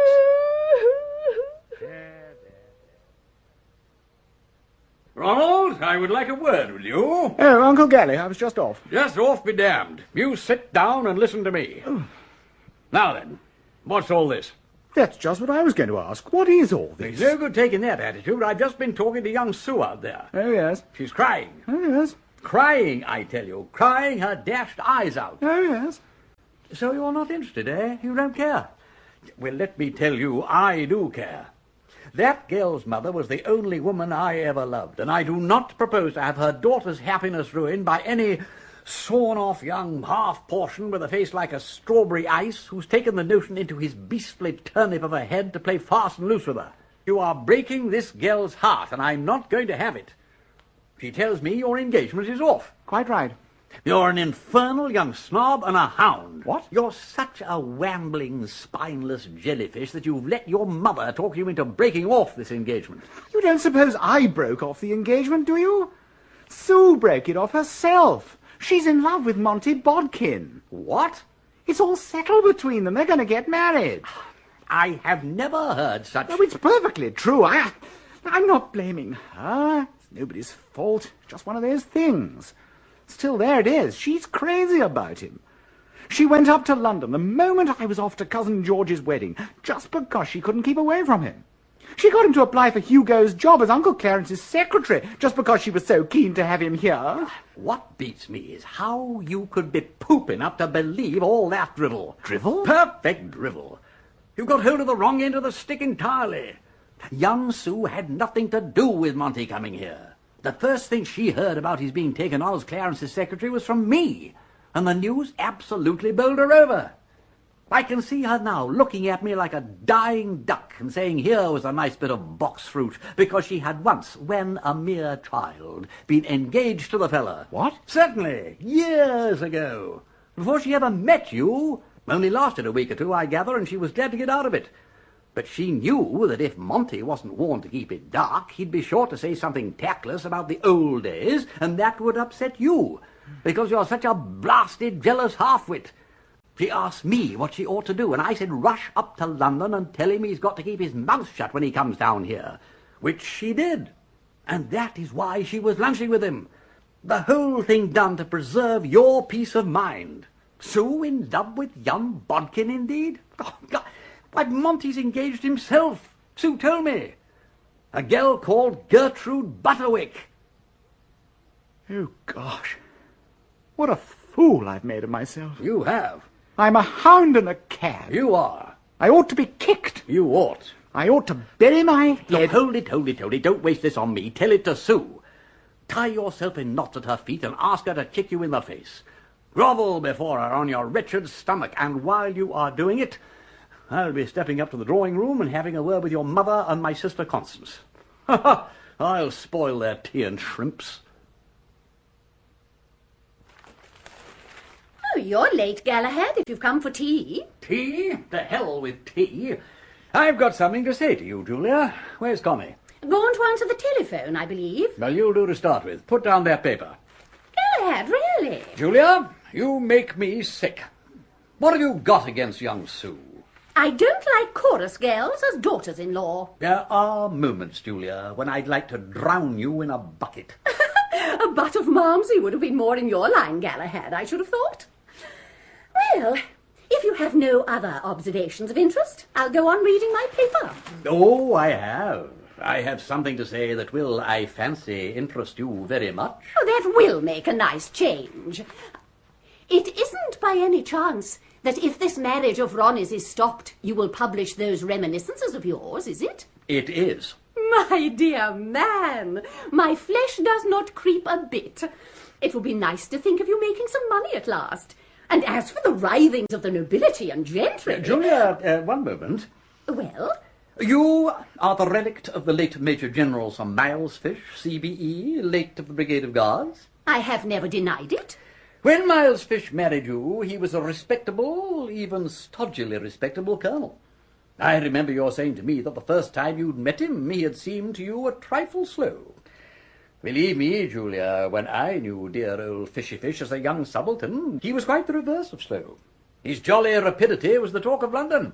Galahad, you haven't... Who rode a bicycle down Piccadilly in sky-blue underclothing in the late summer of '97? Galahad! Who, returning to his rooms in the early morning of New Year's Day 1902, mistook the coal scuttle for a mad dog and tried to shoot it with the fire tongs? Galahad! I must be going now. See how the young couple are getting on.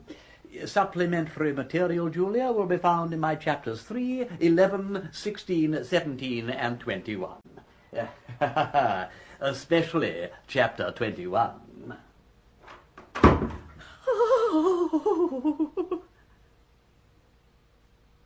Oh, Sue, can you forgive me? Oh, Ronnie, of course I can, darling. That's right, my boy. Don't mind me. Capital, capital, capital. Oh, hello, Uncle Gally.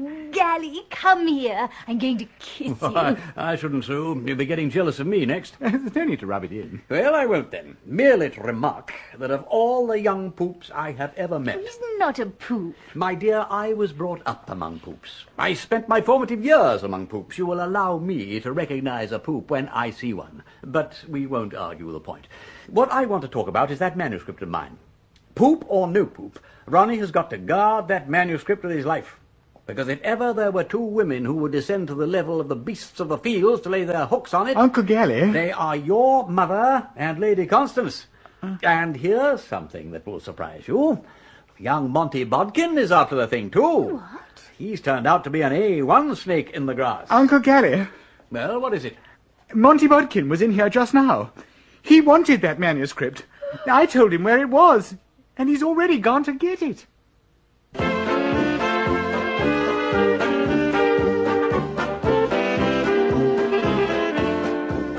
In episode 3 of Heavy Weather by P.G. Wodehouse, the Honourable Galahad Threepwood was played by Ian Carmichael. Lady Julia was Josephine Tewson, Lord Tilbury, John Savidant, Monty Bodkin, Royce Mills, Ronnie Fish, Charles Collingwood, Sue Brown, Moya Leslie, Beach, John Rapley, Pilbeam, Roger Sloman, and the narrator was Murray Watson. Heavy Weather was adapted for radio by Richard Usborne and produced by Martin Fisher.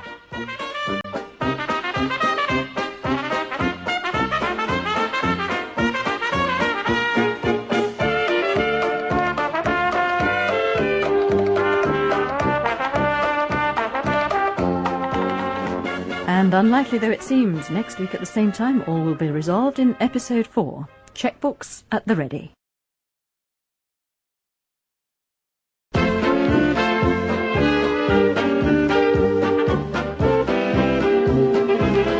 Heavy Weather by P.G. Wodehouse, adapted in 4 episodes by Richard Usborne, with Richard Vernon as Lord Emsworth and Ian Carmichael as the Honourable Galahad Threepwood.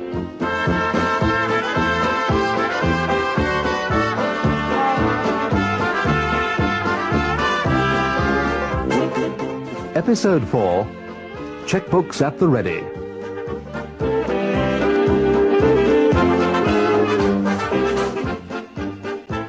Blandings Castle is seething with strife and suspicion. It's a complicated story. Lord Emsworth is still convinced that his neighbour, Sir Gregory Parslow, is trying to nobble his pig, the Empress of Blandings. Ronnie Fish wants to marry pretty chorus girl, Sue Brown. His mother and aunt are trying to prevent this. And almost everybody is trying to steal, or to get the double-crossing private eye Pilbeam to steal, the manuscript of Galahad's scandal-packed reminiscences. Lady Julia, Lady Constance, and Sir Gregory want to destroy it. Lord Tilbury, the publisher, wants to make a best-selling book of it. And Lord Emsworth's secretary, Monty Bodkin, working for Lord Tilbury, has now, by a fluke, got hold of the manuscript himself from Ronnie, much to the fury of Galahad. Ronald, do you mean to stand there and tell me you let Bodkin have it? God, give me strength. Are you crazy? You were supposed to be guarding it with your life. We must get Beach. Ring the bell, Sue, will you? Yes, Gary. Well, you see, Uncle Galahad, I thought then that Sue had finished with me and was in love with Monty, so there didn't seem any point in keeping the manuscript as a bargaining counter with Mother and Aunt Constance. What an idiot I was, wasn't I, darling Sue? Oh, you can't blame the poor angel, Gally. I can. It would surprise you how easily I could blame the poor angel. And if there were time, I would. We must get hold of Monty without a second's delay and choke the thing out of him. We'll have no nonsense.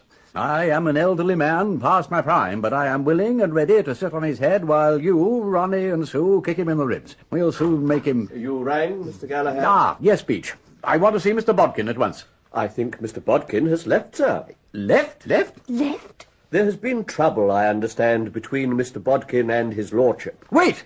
There he is, out in the hall. Hi! Hi, you there! Stop, you blood-stained Bodkin! Oh, hello. Never mind the oh, hello. I want that manuscript of mine, young Bodkin, and I want it at once. So make it slippy, you sheep-faced young exile from hell. If it's on your person, disgorge it. If it's in that suitcase, unpack it. I haven't got your bally manuscript. Don't lie to me, young Bodkin. I'm not lying. Pilbeam's got it. Pilbeam? Yes. Like a silly chump, I told that foul, double-crossing little blister where it was, and he went off and squealed to Lord Emsworth about my letting old Tilbury out of the shed, and Lord Emsworth fired me. But while I was out of my room, Pilbeam had nipped up and sneaked the manuscript. Where is he? Where is this Pilbeam excrescence? Ah, I'd like to know myself, but I'm off to the Emsworth Arms for tonight. Well, goodbye, all. Percy Pilbeam was also on his way to the Emsworth Arms with the manuscript under his coat. If he could get a big enough cheque for it from Lord Tilbury, he'd hand over his precious burden and call it a day. Then a large raindrop splashed on his face, with more obviously to come. Pilbeam hated getting wet, and spotting a low building in a paddock, ran to it and found it unoccupied, with a carpet of deep, clean, dry straw. He sat down and did some thinking. Lord Tilbury might refuse his price and take the manuscript. Why not hide it under the straw and get a bid first from Lady Constance?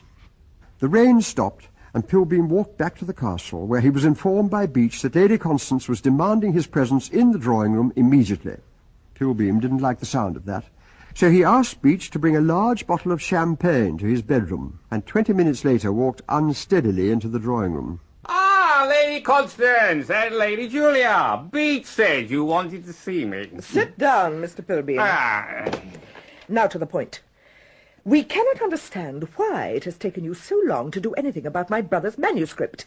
You've had 3 clear days in which to do something, and I don't believe you've even found out where the manuscript is. Oh, haven't I? Well, have you? Yes, I have. Then why, in the name of goodness, Mr. Pilbeam, did you not tell us? Where is it? You said it was not in my brother's desk. Gally gave it to Beach. Beach? Who's Beach? Reading between the lines, Connie, I think he means Beach. Beach? I will see Beach at once. You may see him, but a fat lot of good that will do you. A fat lot of good. Forgive the personal question, Mr. Pilbeam. Are you slightly intoxicated? Yes. I thought so. A little blotto. I've just had a bottle of champagne, and what's more, I have it on an empty stomach. Let's ignore your stomach, Mr. Pilbeam, and get back to the point. Why will it do us a fat lot of good seeing Beach? Because Beach hasn't got it. He gave it to Ronnie. So now Ronnie has the manuscript? No, he hasn't. But you said he had. I said he had, and he had, but he hasn't. He gave it to Monty Bodkin. But I've got it now. Then why in the name of goodness couldn't you have said so from the first? Oh, it's like that, is it? Let me tell you, Connie, that I don't like your tone. A nice way to talk. I've got the manuscript hidden away somewhere where you won't find it, and it's going to stay there until I take it to Tilbury. What is he talking about? Tilbury? That's in Essex, isn't it? Wait, this is beginning to look a little sticky. I wouldn't take it to Lord Tilbury, Mr. Pilbeam. Really, I wouldn't. I'm sure that if we talk it over sensibly, we can come to some arrangement. Too late. Too late for that. Been insulted. No further discussion. Tilbury gets it. He's waiting for it at the Emsworth Arms. Bye! Don't understand, Julia. What did he mean? Who is this Lord Tilbury? Only the proprietor of the publishing concern with whom Galahad signed his contract, my angel. Nothing more than that. You mean that if the manuscript gets into his hands... He will publish it, yes. There's only one thing to do. Telephone Sir Gregory and get him over. Tell him to come to dinner. He seems to have some influence with this little fiend Pilbeam. He may be able to talk him round. Down at the Emsworth Arms, Lord Tilbury was fretting in his room. He had been expecting Monty Bodkin to deliver the manuscript, but Monty hadn't turned up. And it was then that Lord Tilbury thought wistfully of another of his late employees, who he was sure could have been relied on to do the job. One P. Frobisher Pilbeam. Little did he know that P. Frobisher Pilbeam was about to get in touch with him. Hello? Hello there, Tilbury. Tilbury, this is Pilbeam. Who? What? Speaking from Blandings Castle, Tilbury. You don't mind my calling you Tilbury, do you? I'm a bit tight. Blandings Castle? Pilbeam, this is providential. Kindly come here as soon as possible. There is something I wish you to do for me. Most urgent. Commission? Yes, a commission. Listen, Tilbury, I know what it is you want me to do. Oh, yes, I know. Something to do with a certain book. Yes, yes. Then let me tell you, Tilbury, that I've been offered 500 in another quarter and can easily work that up to a level 1,000. But seeing as you, I won't sting you for more than that. Think on your feet, Tilbury. 1,000 is the figure. It's a deal? Yes, I agree, Pilbeam. Right. Be in after dinner tonight with the old checkbook. So, au revoir, Tilbury, old cock. I'm feeling rather funny. I think I'll get a bit of sleep. I think I go home now, Tilbury. Beep, beep. Dinner at the castle that evening had been a silent affair. Lord Emsworth found his meal entirely spoilt by having to share it with Sir Gregory, the pig nobbler himself. Sir Gregory was off his food, worrying about Galahad's manuscript being published. His chances of becoming an MP would be ruined if that story of the prawns appeared in print. And then he had come over tonight with checkbook in hand to reason with Pilbeam, and dash it, there was no Pilbeam to reason with. Where was the damn fella? Staying in his bedroom, Beach had reported, with a headache. Lord Emsworth, ever sympathetic, decided to visit the body upstairs. May I come in? Yes, Lord Emsworth. Feeling a little better, eh? We all missed you at dinner. I was thinking that a breath of fresh air might do you good. Fresh air is good for headaches. I am on my way to have a look at the Empress. Oh, good. Perhaps you'd care to come with me? It's a beautiful night now after the rain, and I have my electric torch to show us to the sty. Well, if you think it's a good idea, okay.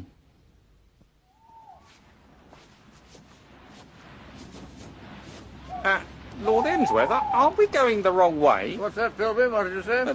Don't you get to the sty by crossing the terrace? Ah, that's the old sty. We moved the Empress to a new one just before dinner. Oh, yes, I remember now. The risk of leaving her in her old quarters was far too great. Oh, yeah. Sir Gregory is out to do the Empress a mischief between now and the agricultural show. He'll be nonplussed when he finds her sty, the old sty, empty. Yeah. This is a new one, you see. What, this building here? Oh! Is your head hurting you again, my dear fellow? Oh, no. This building? Yes, here we are. In the light of Lord Emsworth's torch, the Empress was making a late supper with evident relish. But Pilbeam looked at her in horror. This was the place where he had hidden Galahad's manuscript only this afternoon, under the straw. God bless my soul. What's that she's eating?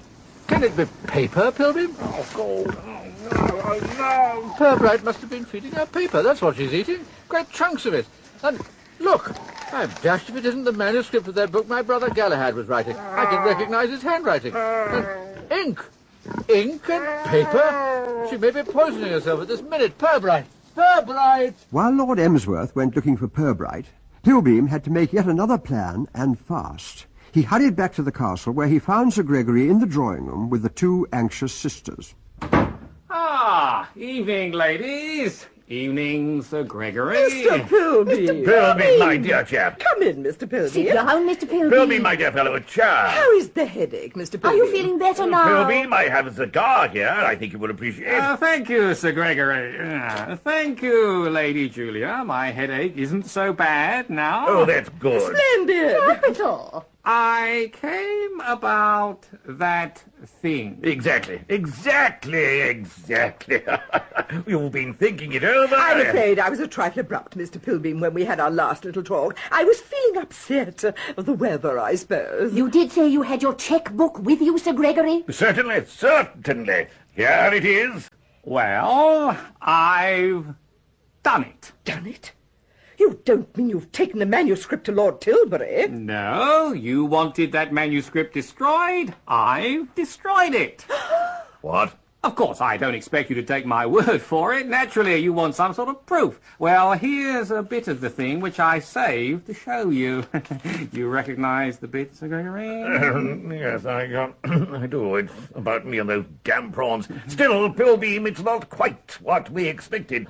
Naturally, we expected you to bring the manuscript to us so that we could destroy it with our own hands. So... Now, I believe there was some mention of a check? Well, yes. Who do you want it made out to? Who moves my books? Clarence, don't interrupt us. Who moves my books? What books? I keep a book of telephone numbers on the table in the library and it's gone. Beach me now, I'll ring for it. You'll break your neck, Clarence, if you go springing about like that on this parquet floor. Why skip ye so, ye high hills? What? Stop fussing me. And do go away, Clarence. We're talking about something important. And so am I talking about something important. My book of telephone numbers is gone. I suppose you got it, Connie. I haven't touched your wretched little book. You rang, my lord? Ah, Beach. What's the telephone number of what's-his-name, the vet? Matchingham 221, my lord. Then get him quickly and put him through to the library. Tell him my pig's just eaten the complete manuscript of my brother's memoirs and he must come at once. And so saying, Lord Emsworth made a dart for the door. Finding Beach in the way, he sprang nimbly to the right. But Beach moved to his left, so Lord Emsworth dashed to his left and Beach to his right. But on the polished floor, only a professional acrobat could have executed without disaster the bound which Lord Emsworth now gave. There was a slithering crash, and he came to rest against a china cabinet. Ow. I told you you'd come a perler. You hurt yourself. Dislocated my ankle, I think. Oh, Beach, help me to the library, please. Very good, my lord. Ronnie has some embrocation, I believe. I don't want embrocation, I want the doctor. Beach, as soon as you got me upstairs and the vet on the telephone, you send for the doctor. Yes, my lord. Mr. Pilbeam, you have some explaining to do. Excuse me, Sir Gregory. Let me take that check. Hi, that was for me! Surely, Mr. Pilbeam, you don't expect to be paid for having done nothing and having lied to us? Spoken like a man, Connie. But the manuscript is destroyed. Eaten by a pig. Just an act of God. No obligation for us to pay you a penny. But I'm sorry, Mr. Pilbeam. There's no reason to discuss the matter any further. I've torn up Sir Gregory's cheque and given him back the pieces. And now we have a very urgent matter to discuss with Clarence in the library. You will forgive us for leaving you, Sir Gregory? By all means, Lady Julia, certainly. As a matter of fact, I think I'll be getting along. I'll order your car. Don't bother, Lady Constance. I don't need the car. Going to walk. The relief of knowing that infernal book isn't hanging over my head any longer. Oh, I could walk 10 miles. Percy Pilbeam sat where they left him, looking like a devastated area. But a Pilbeam defeated does not stay defeated for long. He went to the telephone, called the Emsworth Arms, and gave a message for Lord Tilbury that he would be with him shortly. He didn't know that Monty Bodkin was already there, appealing to Lord Tilbury's finer feelings in the mistaken hope that he would give him his job back. Well, halve my salary, if you like. I mean, it's not the money, dash it, it's the job. Just for 12 months so that I can marry the girl I love. Bodkin, you're wasting your time and mine. No manuscript, no job. You mean that? I do. Well, you are a fat, double-crossing warthog. And if you meet me in the street from now on, don't raise your hat. I shall cut you dead. Bodkin, I've had enough of you. I'm expecting a visitor. Leave me. With the greatest of pleasure. Monty walked out into the garden to cool off, smoked 2 cigarettes, and only then realised that the visitor Lord Tilbury was expecting must be Pilbeam, and presumably a Pilbeam bringing Galley's manuscript. He tiptoed across the grass to the open window and listened. You hid it? But are you sure it's quite safe? Oh, quite. Why didn't you bring it with you? Too risky, much too risky. You don't know what that house is like. But if you hid it in your bedroom... I didn't. Then where?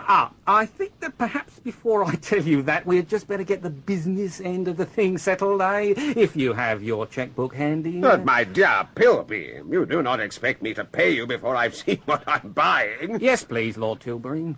Parslow's original offer was 500, and I shall have no difficulty in making him improve on that. £500 is a great deal of money. Not nearly as much as 1,000, and you agree to that on the telephone. Take it or leave it, Tilbury. Very well, I agree. Good. I think you are wise, Tilbury.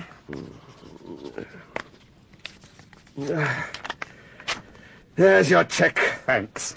And now? Well, I'll tell you. I didn't dare hide the thing at the castle, so I put it carefully away, you'd never guess where, in an empty shed near the Blandings kitchen garden. Here's a map I've drawn. Look, quite simple. It's in this small building which I've marked with a cross. The manuscript is under the straw. But why can't you get it now and bring it to me here? There's just one thing, the merest trifle. I said the shed was empty, and so it was when I hid the manuscript. It isn't now. They've gone and shifted Lord Emsworth's pig there, the Empress of Blandings. Well? Trouble is, Lord Tilbury, I'm afraid of pigs. One bit me once, I daren't go in. Well, I'm not afraid of pigs.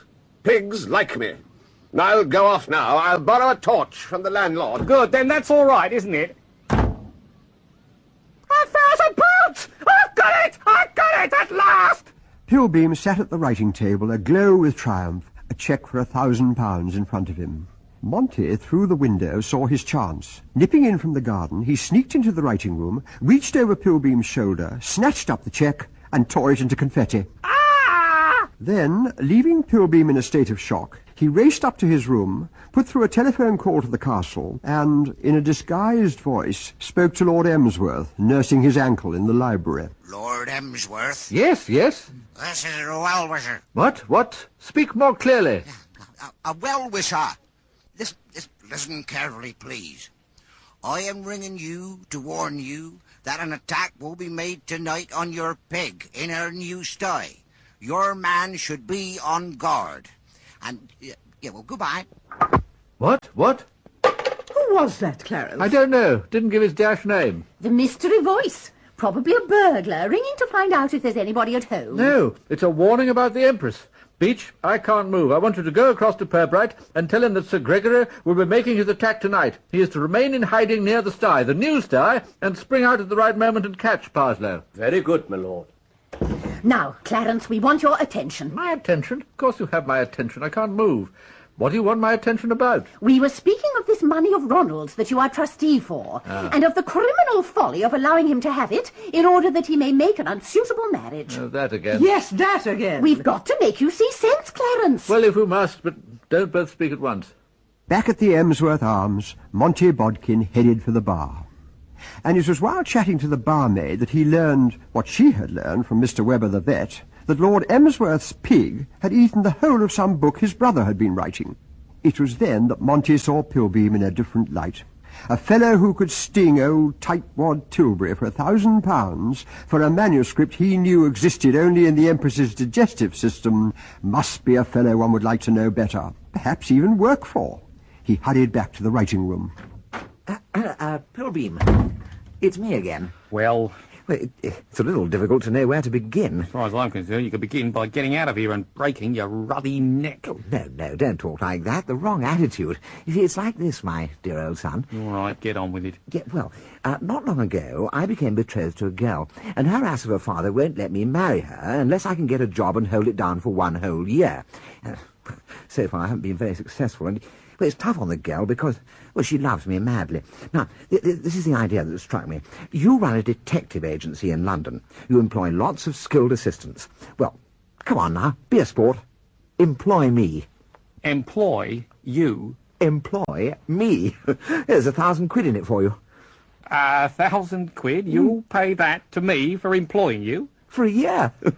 So I've got packets of money of my own. I'm positively ill with the stuff. For £1,000 you can be a partner. Where's your chequebook? Oh, yes, I see what you mean. Well, it's upstairs in my suitcase. Then we'll go upstairs together and I'll help you unpack it. Yeah, and I'll tell you about this girl I'm marrying. She's an absolute corker. Eyes of blue. Oh, no, grey. Now do you understand, Clarence? Clarence, are you listening? Constance is talking to you. We're both talking to you. We are asking you to be firm about Ronald and not to let him have his money. Yes, I know what you're asking. Don't go on so. Well, Beach, what is it? Ah, Beach, have you seen Pirbright? Yes, my lord, and I have to tell you that everything is satisfactory. You mean Pirbright caught the fellow? Yes, my lord. I arrived just in time. Parslow, isn't it? Oh, Clarence. No, my lord. Not Sir Gregory. Parslow's accomplice, then? No doubt, my lord. Pirbright sprang out and overpowered him. Excellent. And where is the fellow now? Temporarily incarcerated in the coal cellar here, my lord. Then bring him to me at once. I should mention, my lord, that he is considerably soiled. Pirbright was compelled to throw him face downwards in the soggy ground near the sty. Never mind, I want to see him. Very good, my lord. I will have him brought up. He's probably some harmless wayfarer sheltering from the storm. What storm?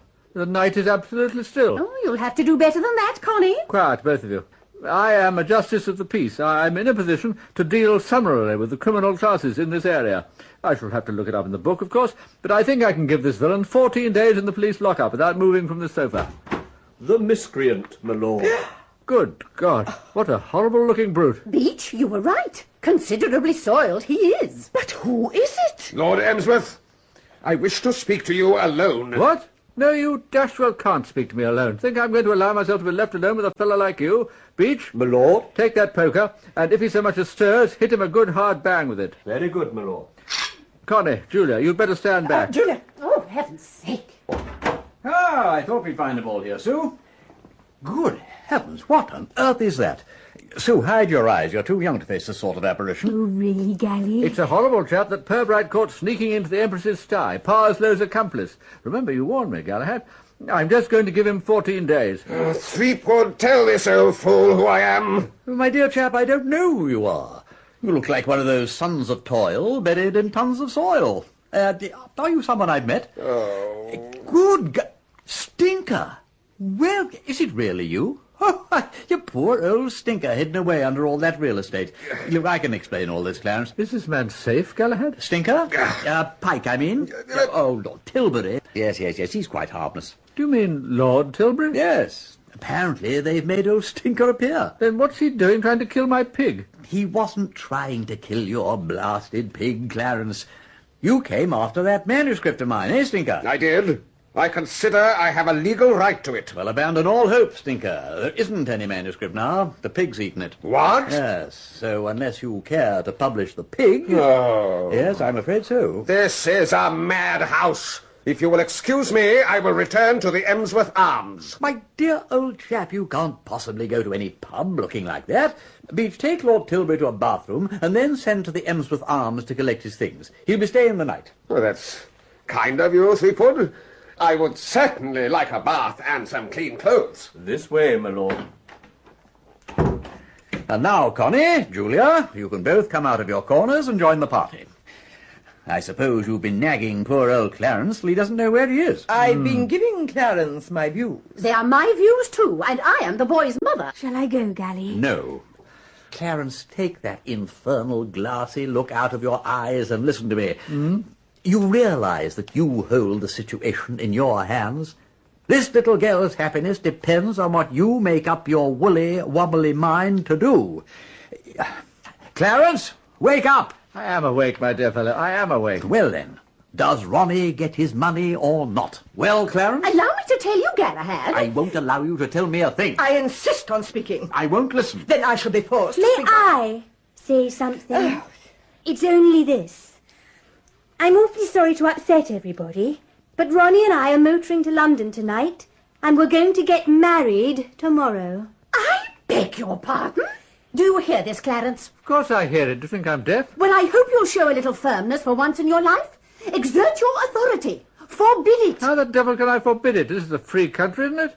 People have a perfect right to motor up to London, haven't they? You know quite well what I mean. If you don't give Ronnie his money, he can do nothing. I think when Lord Emsworth hears everything, he will give Ronnie his money. Eh? That's what Ronnie thinks. He thinks that when Lord Emsworth knows that he's got the Empress... Got her? What do you mean, got her? He led her out of her sty just now by the ring in her nose, and he put her into the dicky of his car. What? And what Ronnie and I propose to do is to take the Empress joyriding. Joyriding? He says he's going to drive her all over England. What an admirable idea. He ought to take her to Skegness. Skegness is so bracing. I must tell him. I can't believe it. Ronnie thought you might not. So if you want to see for yourself, why don't you look out of the window? He's waiting down there on the drive. Galahad, pass me that stick and help me to the window. Now, come on, here we are, my dear fellow, here we are. God bless my soul, it is Ronald. And he has got the Empress. Ronald, come back! Come back! I'm afraid it's no good shouting at him. Of course it isn't, Clarence. But it's my pig! What you want to do is to stop all this nonsense and give a formal promise before witnesses to cough up that money of Ronald's. And then write a cheque for $1,000 or $2 for honeymoon expenses. Clarence? You are not to do this, Clarence. I certainly am going to do it. I have my chequebook ready. Does this miserable pig mean more to you than your nephew's whole future? Of course it does. Bravely spoken, Clarence. Besides, what's wrong with his future? He's going to marry this nice little girl here. I've forgotten her name. She'll look after him. Oh, Uncle Clarence. Oh, you don't mind me calling you Uncle Clarence now. Call me what you like, my dear. Come on, Connie. This is no place for us. I quite agree. I've had enough of this. No, don't go, Connie, nor you, Julia. We may need you as witnesses. In any case, surely you can't tear yourself away from such a scene of family happiness. Now, write clearly, Clarence, on one side of the paper only, Oh. and don't forget to sign your name. But No, you generally do. Nonsense. The date is August the 14th. August the 14th? Correct. And that's where we must leave them. You may like to know that the Empress was an easy winner at the Shrewsbury show the following week, and Lord Emsworth's ankle quickly recovered. Ronnie and Sue, well, they are happily married, and Lady Julia is beginning to be fond of her daughter-in-law, while Galahad, content that his memoirs have been lost in a good cause, is first in line to be godfather when the time comes. And what of Beach, the butler? He sits at peace in his pantry, polishing the silver, drinking port, and listening to his bullfinch singing in its cage. Blandings Castle is itself again.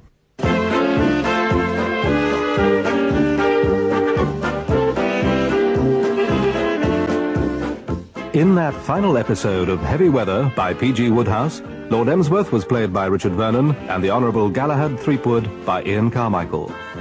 Lady Constance was Elizabeth Spriggs, Lady Julia Josephine Tewson, Lord Tilbury John Savidant, Monty Bodkin Royce Mills, Ronnie Fish Charles Collingwood, Sue Brown Moira Leslie, Beach John Rapley, Sir Gregory Parslow Reginald Marsh, Pilbeam Roger Sloman. And the narrator was Murray Watson. Heavy Weather was adapted for radio by Richard Osborne and produced by Martin Fisher.